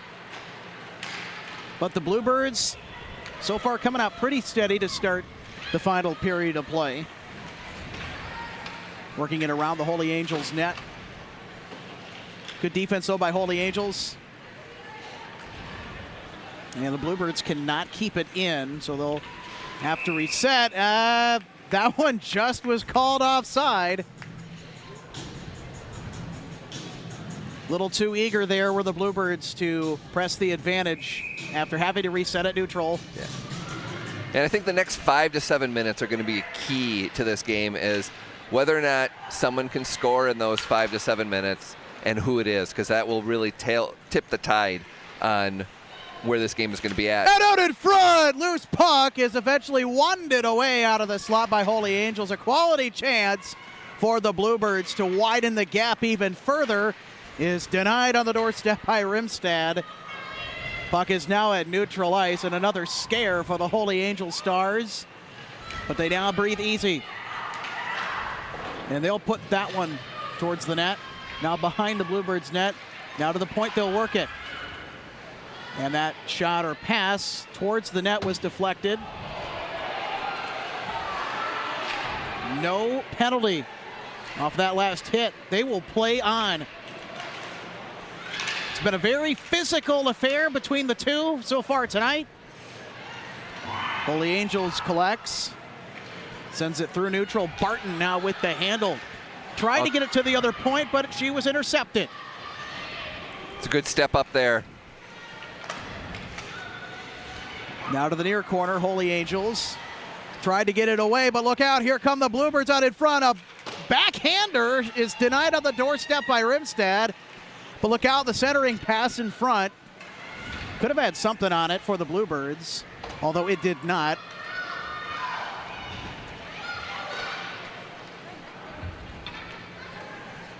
And icing back the other way. Little Oregon action there. And I want to take a minute. Big shout out to everybody who's put on this tournament. The Red Line Club has done a fantastic job in organizing. This takes a lot of work to put a tournament together. They had a hospitality room, not only for all of the volunteers, but even for us. So we want to thank them for that. The Red Line Club did a fantastic job, as well as all of the Doug Woog Arena staff too. They put on a marvelous tournament and should be acknowledged and recognized. And class act by everyone, outstanding. We very much appreciate their generosity and what they bring every single game day. You know, I walked into that hospitality room. I thought for a second, wait a second, am I somewhere on the Vegas Strip? What's going on here? There's so much food. There's Mexican food. There's deli. They had pretty much so everything. Much food. Yeah. There's probably going to be some left over too at the end of the game. And a backhander! Buried for the Stars! And it's the Stars finally take that opportunity and jump on, and successfully completing an opportunity. There's a loose puck, race to it, take nice and calm, and just took it into the backhand. Bella Lemire buries goal number 15 for her and number 1 for the Stars in this championship game when they needed it the most. And it's all smiles for her and the Holy Angels Stars, but oh boy, look out, the Bluebirds were looking to crash the party there. That's a great response by the chance at the other end. Here come the Stars up the ice. Good play. They charged it off the stick in front, and it's cleared away. And it hops above the Bluebird bench, out of bounds to stop play. This is one of those heavyweight boxing matches that you talk about. It's like going back and forth, a slugfest. You've got goal on that end, a great response right back. Almost that could have easily been a goal. Turned around, right back down, and another nice pass and set up and shot. And anybody can score at this point in time here. Well, if anybody's going to jumpstart this Holy Angels Stars offense on the Holy Angels bench, good job by Bella Lemire. One of the captains set the tone here early on in the third period of play. Lemire marks the second captain between either of the two squads to score. Oh, good dangle. In this game. A quality opportunity is shut down in front right on the doorstep by Wostrel. And here's another look at it. Good angle. At the backhander. by the co-captain Bella Lemire. Just snuck underneath her arm. Wow. Just right in her elbow.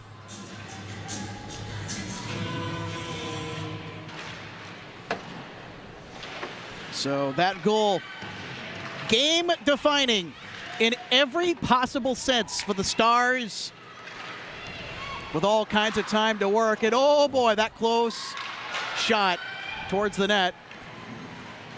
Very sneaky. But for the Bluebirds, they're lucky that that didn't go in. Now behind the Bluebirds net as Wolstrow decides to play it out. Now to the far corner, and a battle for it, and the Stars come away with it. Stars continue to have offensive zone time, and that shot was put on net, sent out to the far corner. And the Stars pressing very nicely here on the forecheck. And they're not able to keep the puck in the attacking zone, so now they have to reset. Centering pass in front, chipped away briskly by Lesnar. Now to the near corner.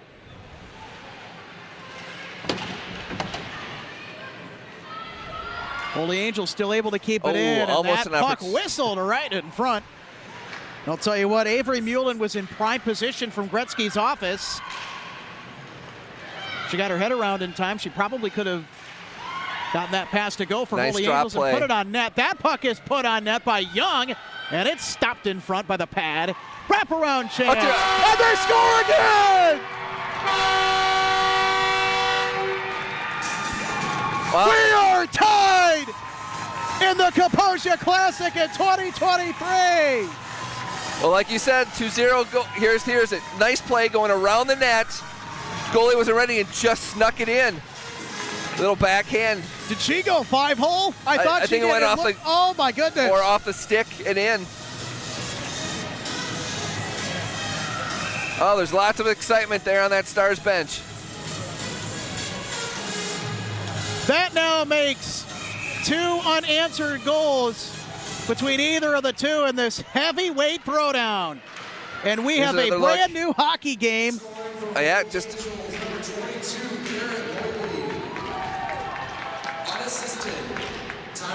Well, the question here is with the. Whoa. Oh, little. Rimstad had a little stumble there in front of her own net. And stumble did Punin as well. The question is what's the response going to be? They had a really good response after the first one. Almost had a scoring chance. Out into the slot. That pass was behind the intended recipient, but shot out in front and sent back out. My, have the tables turned in this championship contest. And Iverson going back to fish it out. Iverson tried to work it out. Puck is loose at neutral. Iverson picks it up in front, and it's stopped by Wolstrow before Iverson can do any damage.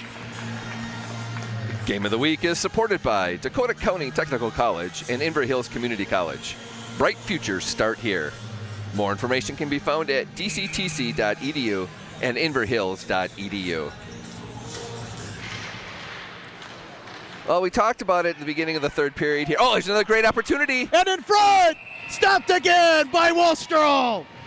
It's a nice job by Wellstrom, forgetting about any goals that scored and keeping focus and making sure the puck stays out of the net so they don't lose the lead. Boy, this Holy Angels team found a way to regroup, and they did it in a mighty way. That must have been one powerful conversation at intermission time between the second and third period by the coach. If only we could have been in on that conversation, I'm sure. Bluebirds with control back the other direction. But it is not over. We still got 9 minutes left. Well, there's still all kinds of time left. Plenty of hockey left. Anybody's game here. Don't go anywhere, folks. You're not going to want to miss the ending to this thing. I'll tell you what. And the puck still battled for along the near corner. And out in front of the Holy Angels net, the Bluebirds were able to get it out. But it went to Holy Angels as they go the other way. And that shot is well wide, put on by Taylor Lesnar. Now it's collected by Lemire. Lemire had the first goal of the contest for the Holy Angel Stars, and her teammate followed it up to tie the game. Oh, good burst of speed there. Excellent burst of speed. A good opportunity here for Holy Angels. Oh, good D. You said it, Kevin. Excellent defense as the Bluebirds are able to catch up with that rush of Holy Angels and shut it down.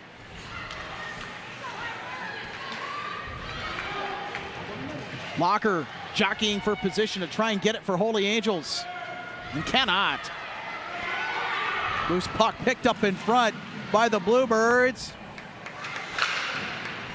Now behind the Stars net and now in the near corner. And at center, the Bluebirds collect. 7.5 to go from Doug Woog Arena in South St. Paul, Minnesota. It's a brand new hockey game between these two foes.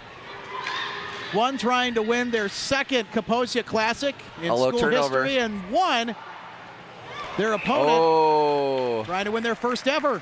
And we are going to get a tripping minor on the far side of the ice. I don't know about, well, it's judgment call.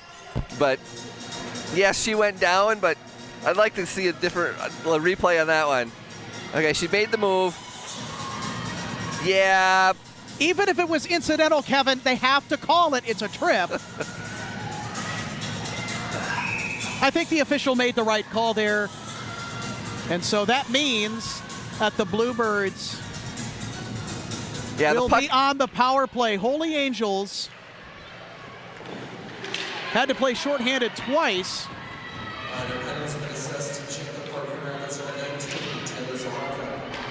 So the penalty kill percentage for Champlin Park, not as good as Holy Angels, only 85.7%.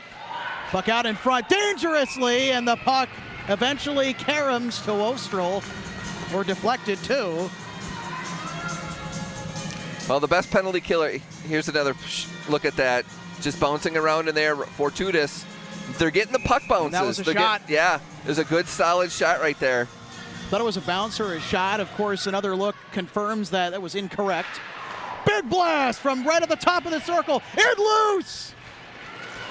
And Holy Angels can't put both in. Another turn shot fired on. Goes wide of the net. Centering pass out in front. Puck bouncing loose. Dangerously close, and it goes wide. The Bluebirds survive an onslaught from the Stars that time. But they're not out of the woods yet. Centering pass broken up nicely. Puck taken away from Lemire and sent back to neutral where Lesnar will collect. She sends it ahead to the co-captain. Navigating, turning and firing. And it was blocked in front. Sent down the other end of the ice, played out by Rimstad. Pass from Lesnar off the wall. Young with the stick handle and passes it right back.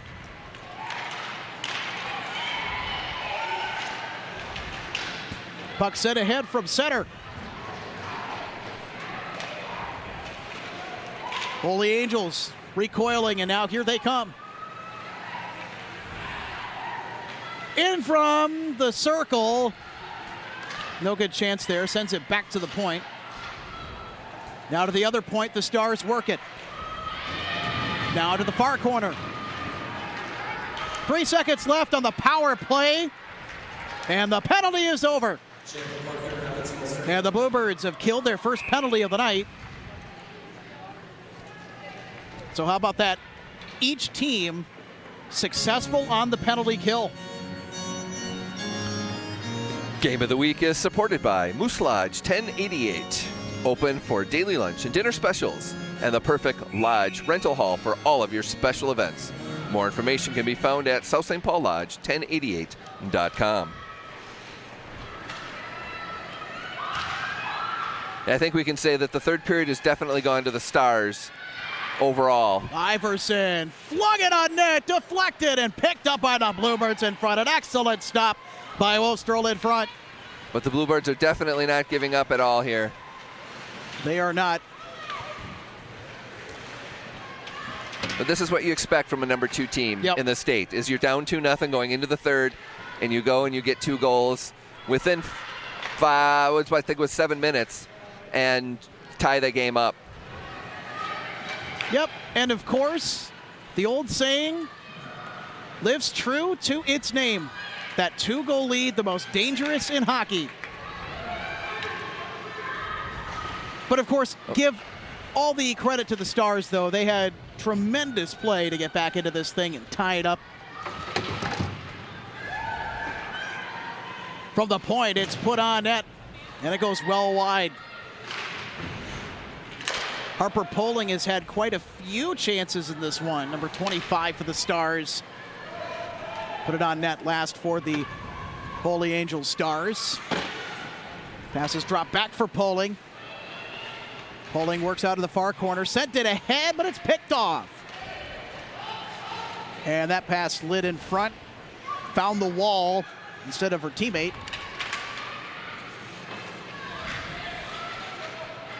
Excellent job on the forecheck by the Bluebirds. Although Holy Angels, they are successful on the back check. Poling navigating. Now to the far side, Poling sent it out in front. And Holy Angels not able to connect on the puck for a shot on goal, very close. Puck played at neutral. Chip down, Iverson gives chase for Holy Angels. She chips it ahead.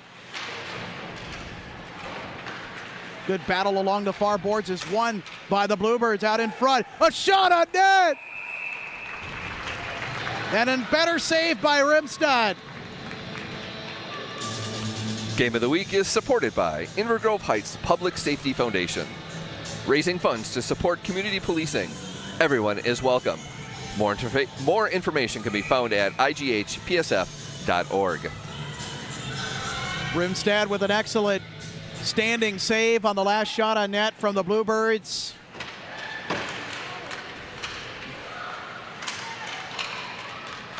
And I'll tell you what, I think, Kevin, this game is going to be decided on who has the better goaltending. I would agree. We'll have to see. We'll have to see. There's a 3-on-2 opportunity here. Holy Angels has got to look out. And a shot on net is turned aside. And flamboyantly by Rimstad. So stout in net has she played through much of this game. Anderson lost the handle to a Bluebird who chucked it down. Now here come the Bluebirds on the forecheck. And that one is slung around the boards. Holy Angels able to get it out of their own zone. But the Bluebirds recollect, dropped off to the point. Big wrister nice from shot. the point. Good save up high. Puck is still loose in the slot. Oh, and it slid right in front of the net, but it's brushed aside. Puck screaming past neutral ice. And it will draw an icing as it reaches the other side of the rink as we have another look here at this big wrister from the point. That was Rimstad shrugging it off. That was going for the corner. It was a great save there.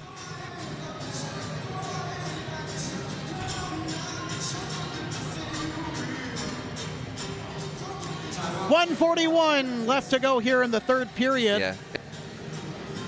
And with the way that this game is playing, Kevin, we very might as well be headed to overtime. Yes.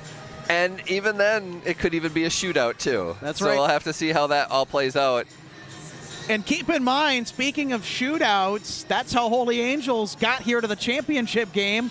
I think it was a 10-round shootout, if I saw it correct. It was like 8, 9, 10-round shootout. Yeah, so Holy Angels, this is not their first rodeo in a close game, especially in this tournament by any means. Yeah.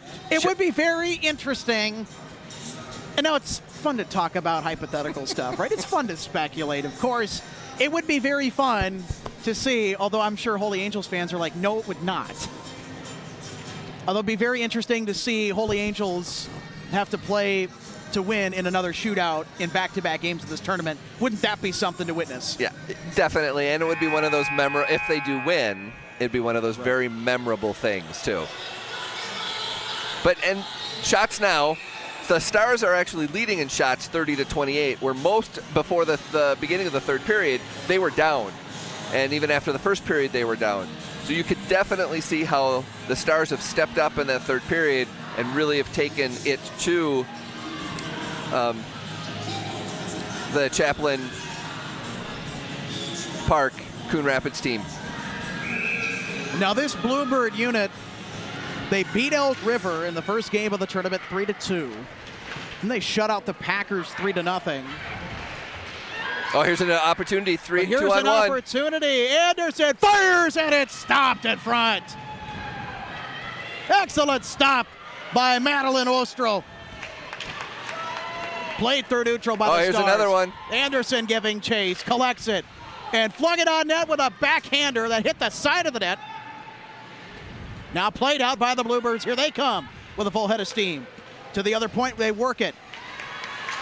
Good defense by the Stars. Loose puck being battled for in the far corner. Flung around by the Stars. Under a minute to go here in this tie game 2023 Kaposia Classic Championship. The Stars seeking their first Kaposia Classic title in school history, and the Bluebirds of Champlin Park Coon Rapids, their second. Pass drop back to the point. And that was a patient shot. Her wrister is deflected in traffic, and Tessa Bowden was trying to snuff out her second goal of the game. In the slot. And in the slot, another great block. Chance there. Good block in front. You mentioned it, Kevin. Defense was there. Traffic stopped the shot.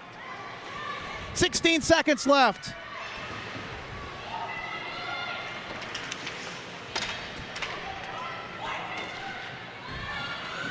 Got to hurry up here. And a backhander deflected and nudged away from the net as the clock runs out in regulation, and we are headed to overtime here in the championship game at the 2023 Kaposia Classic. I'll tell you what, it's been a heavyweight throwdown since the puck dropped. And the Holy Angel Stars, their ability to regroup and score 2 unanswered now will send us to the extra frame.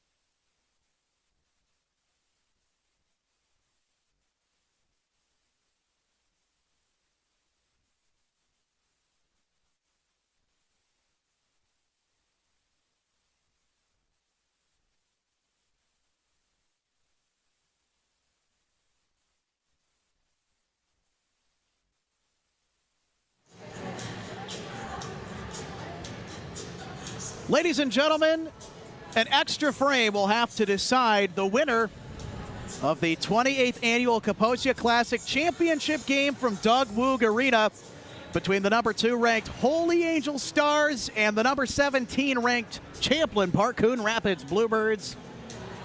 And we would like to thank our fabulous audience for tuning in to us today to watch exceptional girls hockey. And I'll tell you what, it's been a great tournament.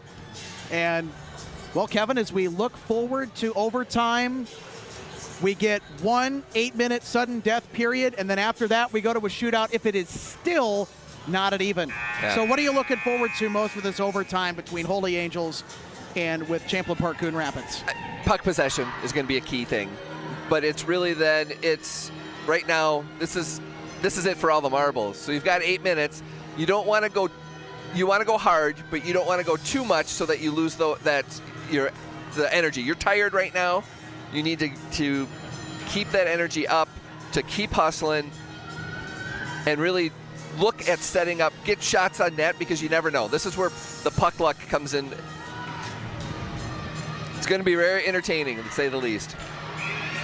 Holy Angels scored 2 unanswered in the third period to tie the game, and then held on in their own defensive zone to send us to the extra period. Holy Angels with control into the attacking zone, put it on net, and it is stopped triumphantly in front by Wostrel, the starting netminder tonight for the Bluebirds. And you take a look at the shots on goal total, Kevin, in this game, 32 for the visiting Holy Angels Stars, 29 for the Bluebirds. So great goaltending. Both teams seeing a lot of action in their own end tonight overall. And the Stars, they tried to send that one in front courtesy of Anderson, although now it gets to neutral ice. And the Bluebirds pick it up. And they will carry it through neutral ice as they press their attack and send on in front of the net. Still into the slot, although Holy Angels is able to chip it to neutral and send it forward. Anderson giving chase for the Stars, but it is collected instead by Bertovic. Bertovic battling for it, although the Stars win the battle. Send it out in front, picked off by the Bluebirds. Excellent defensive positioning there by Elfin. Passes drop back. And that puck escapes the attacking zone for the Bluebirds. And they have to reset. Holy Angels going to take this opportunity to get some different bodies on the ice as the Bluebirds bring it beyond neutral. And the sniper in the crowd got her. Everybody get down. Just kidding, folks. That's sorry. For those that aren't hockey-wise, that's a common comment from decades ago, is that when a player is going on the ice, well, here's actually look at it. You just fought, the blue line tripped her.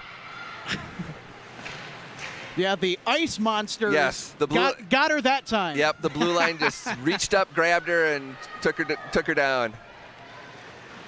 Ay, ay, ay. Now to the far corner, they battle for it. And both teams have been pressing very well on the forecheck.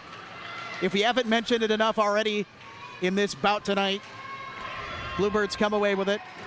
Working it into the slot, and that shot is disrupted. Another block shot. Holy Angels defense holding stout so far. From the point, a wrister is turned aside by the traffic in front of the net.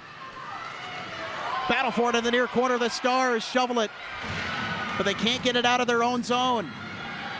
Bluebirds now to the point with it. Oh, send nice it out in play. front. Oh, They had the opportunity of the game there to end it, and they could not.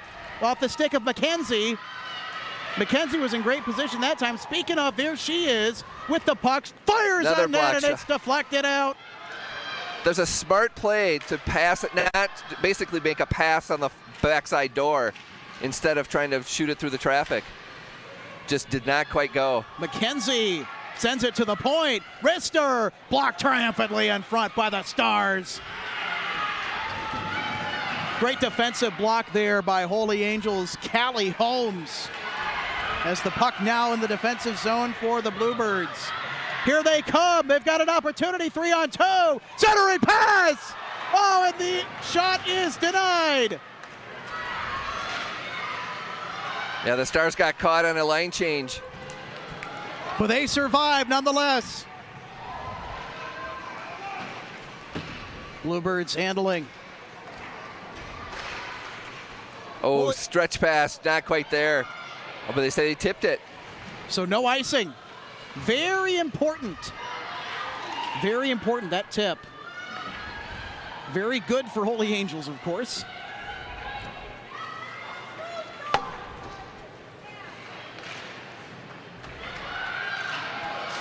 Now they play it in the far corner. Puck jarred loose. McKenzie sends it to a star. Oh, here's a 2-on-1. Sends it right to Garten. Now to Mullen. Centering pass. It's cleared out by the defense. Taylor Lesnar got it out of danger. Puck now at the other end. There's a great back check. Great back check by the Bluebird defense there. Lesnar with an excellent play. Let's take a look at the shot, though, before that.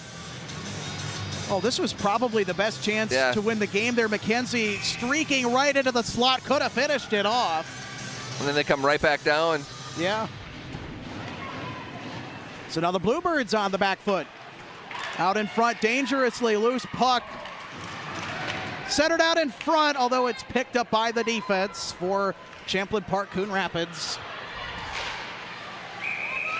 And the puck is going to get chipped onto the bench for the Bluebirds. Out of play.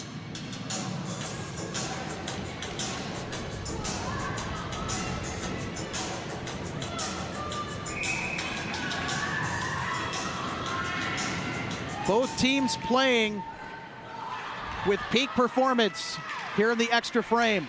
Just over 3.5 to go. Oh, and a dangerous loose puck is still loose in front of the net. You know what?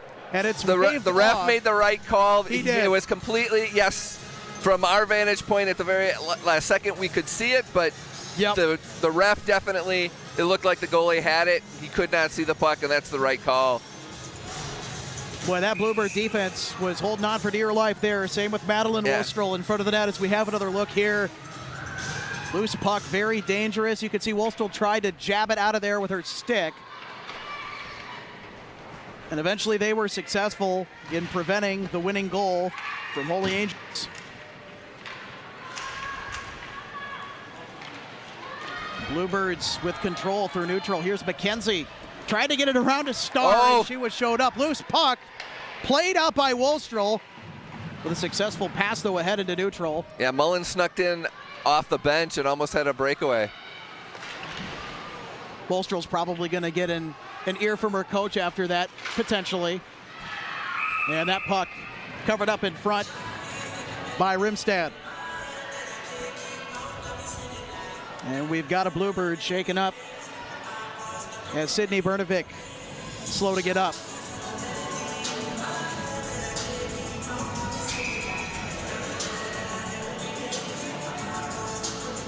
Big face-off here for the Bluebirds, although they can't get control.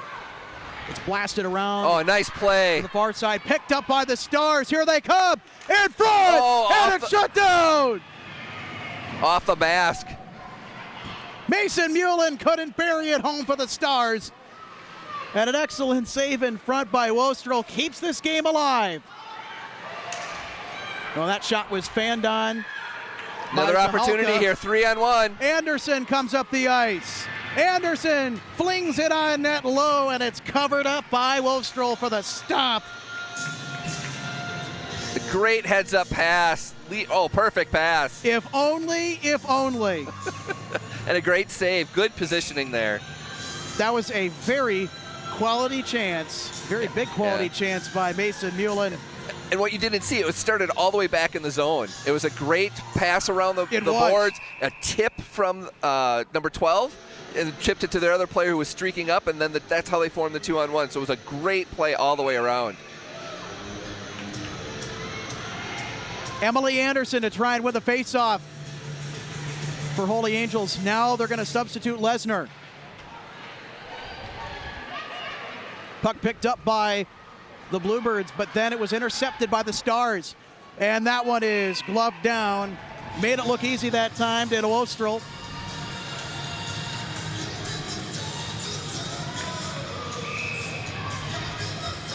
Oh, this is Bella Lemire put that last shot on net, by the way, for the Holy Angels Stars. And Emily Anderson trying to win this faceoff for Holy Angels. Not able to that time. Got away from her. And Lemire turned and fired, but it went wide. Puck now in the far corner. Centered out in front for Lemire. And it's right off of the big frame of Ostrel, who made the stop. Oh, loose puck. And played out by Rimstad, coming out play. of her net. That is a very smart play, as you've mentioned. Rimstad able to set the puck aside, but the Bluebirds pick it up, fling it on net. And Rimstad was there again on the last shot on goal for the Bluebirds. Oh, and that puck escapes. And Wostrel shot it out. Holy Angels control. Garten was looking for a centering pass there. They have to give it back to the point. And a shot from deep is denied by Wostrel. I don't think you could have had a better back and forth game as this for this tournament. A little timeout here by the Stars. And we'll see if this turns out to be a good decision, if this is going to pay off. But either way, I think it's a smart timeout to take, Kevin, if you're Holy Angels, to talk about it with just over a minute left in the extra frame. You get your prime players, a little bit of a rest, come up with a plan, both for checking as well as offense as well as defense. And especially if you've got the offensive face-off here. So what do you want to do? How do you want this set up? So just as for those that are in the listening office, but obviously those that are in here in the arena can't hear us, but you were talking earlier about the weather and the snow that's coming, and we've been hearing that a lot, that the roads are very slippery. The Minnesota, first winter of major snow and ice are here. So those that have to go traveling that are in the listening range, please be careful as you're driving.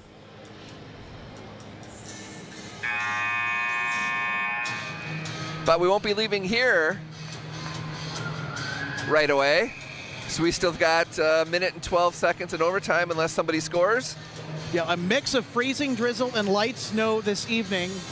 It's already been happening, so I've heard that there's been some spin-outs already. It was expected that it would come later in the night, well after this tournament had concluded. But, it's the most bipolar weather state in the union, right? Minnesota, of course, we all know, like a broken record, Minnesota continues to find ways to rain on our parade. It's the broken record for weather that has gone platinum many times.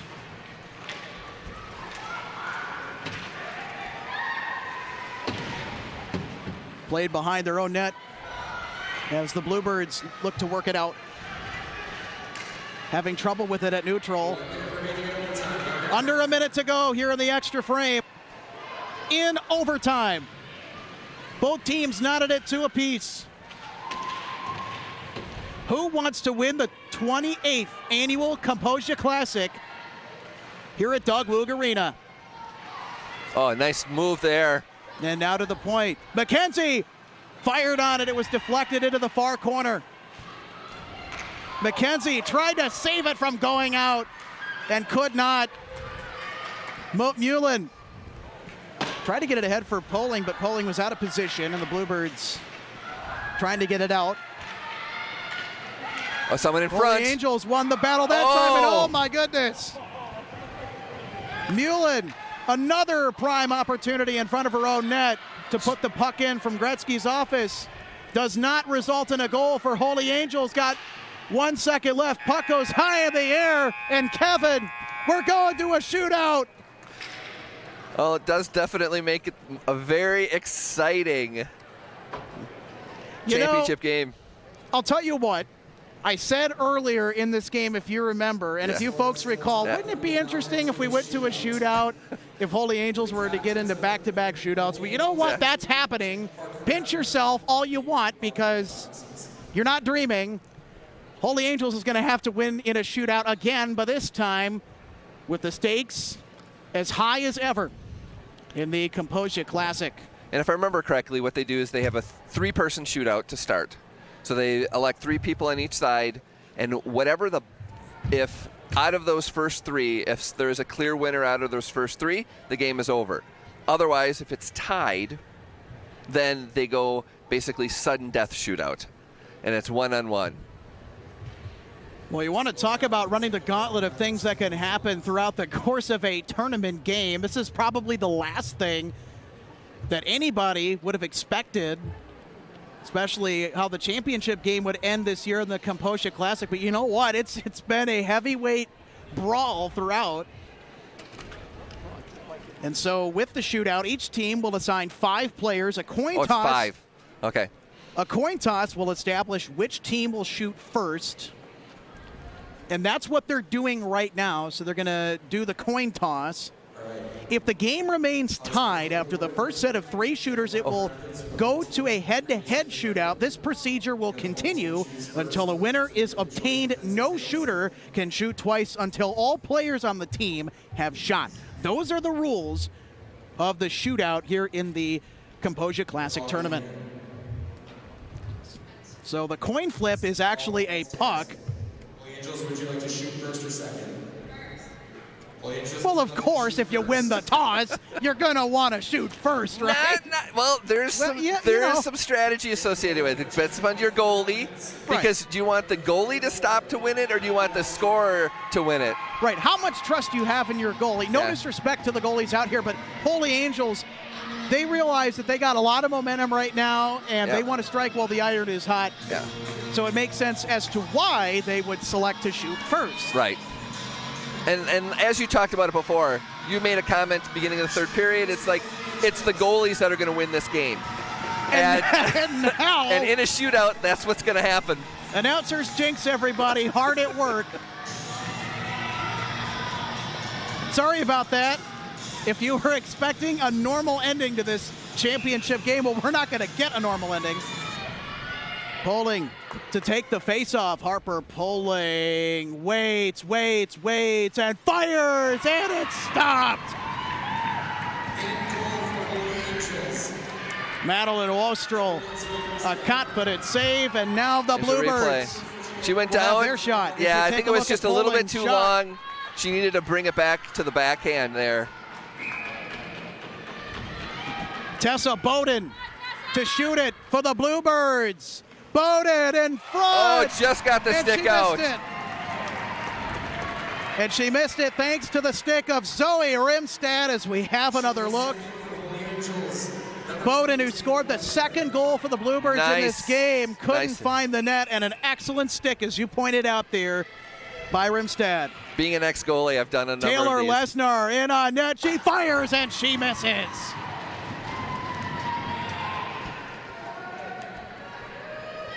She had the angle. She did. That was a good shot, just a hair high. It's an even better save is what it is. I don't think that she could have shot it any better than she did there. She was hitting or trying to hit the top shelf. June Semling in on net, and she can't finish. Let's take another look here at Semling's try, and again, I think that the stick of Rimstad may have gotten a piece of it there.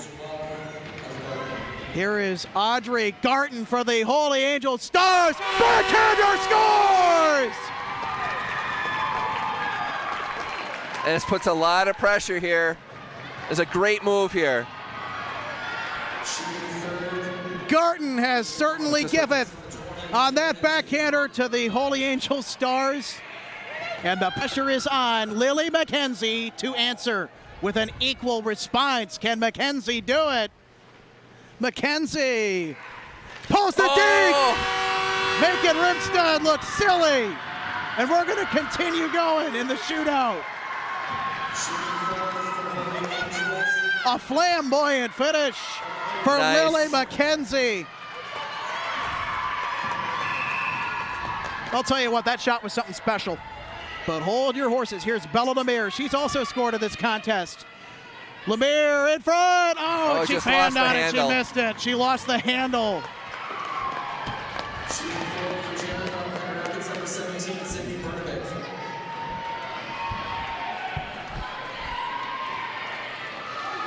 But it comes down to this right here. Sydney Bernovic for the Bluebirds. Bernovic. Can she do it? She does! And it's over.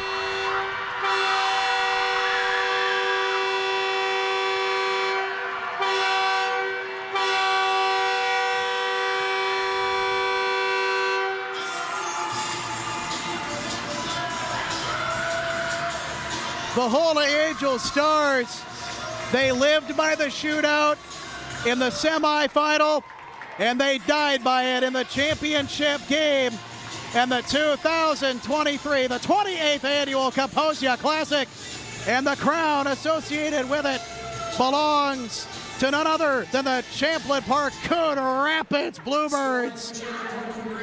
And Sydney Bernovic It just went 5-hole on her. Rimstad on that shot in close. And that right there is a shot that she will never forget. She'll remember that for the rest of her life, I'm sure. We'd like to announce the stars of the game brought to you by Such an outstanding tournament from South St. Paul, Minnesota, and a championship ending that you can really only dream of, that really only comes in Hollywood movies, but I don't even think that you could write a script Yeah, here's another look. like what we've seen. Just had her. She was anticipating, I think the goalie was anticipating another backhand, and just went 5-hole on her.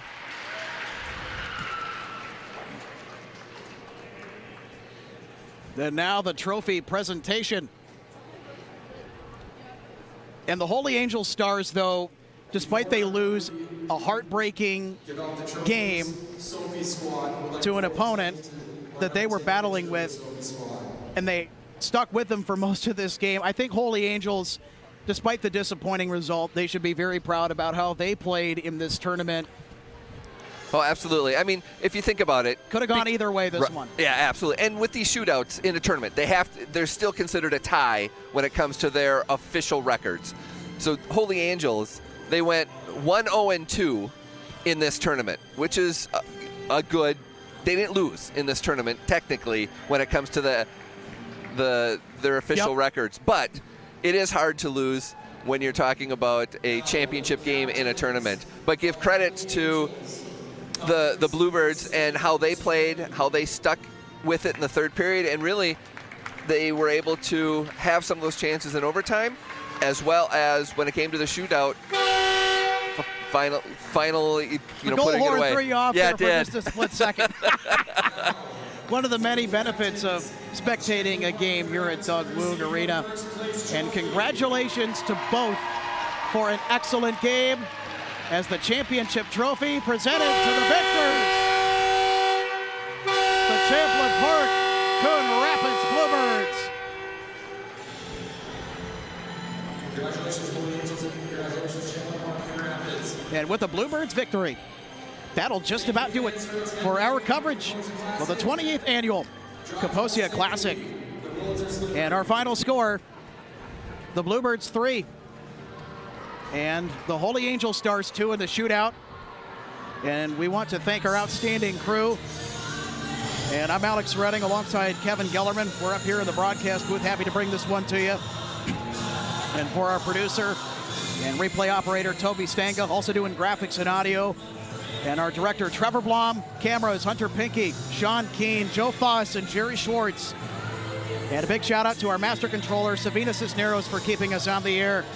And for more, visit townsquare.tv for Game of the Week scheduling and for program information.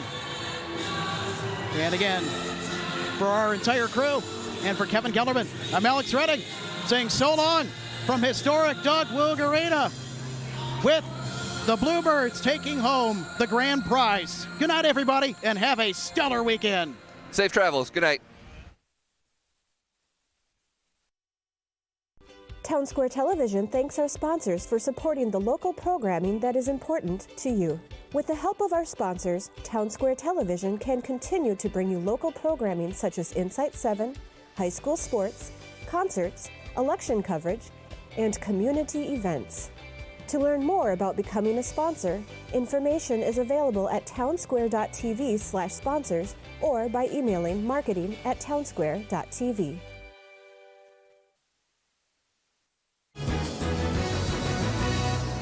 Here's what's coming up on the next edition of Insight 7, sponsored in part by Point North Networks. Take off into the past with the Dakota County Historical Society, who is soaring to new heights in aviation history. Explore the aquariums at Heritage Eastham Magnet School. In West St. Paul, we'll show you what it takes to be first in line at the grand opening at Cafe Zupa's. Watch a story from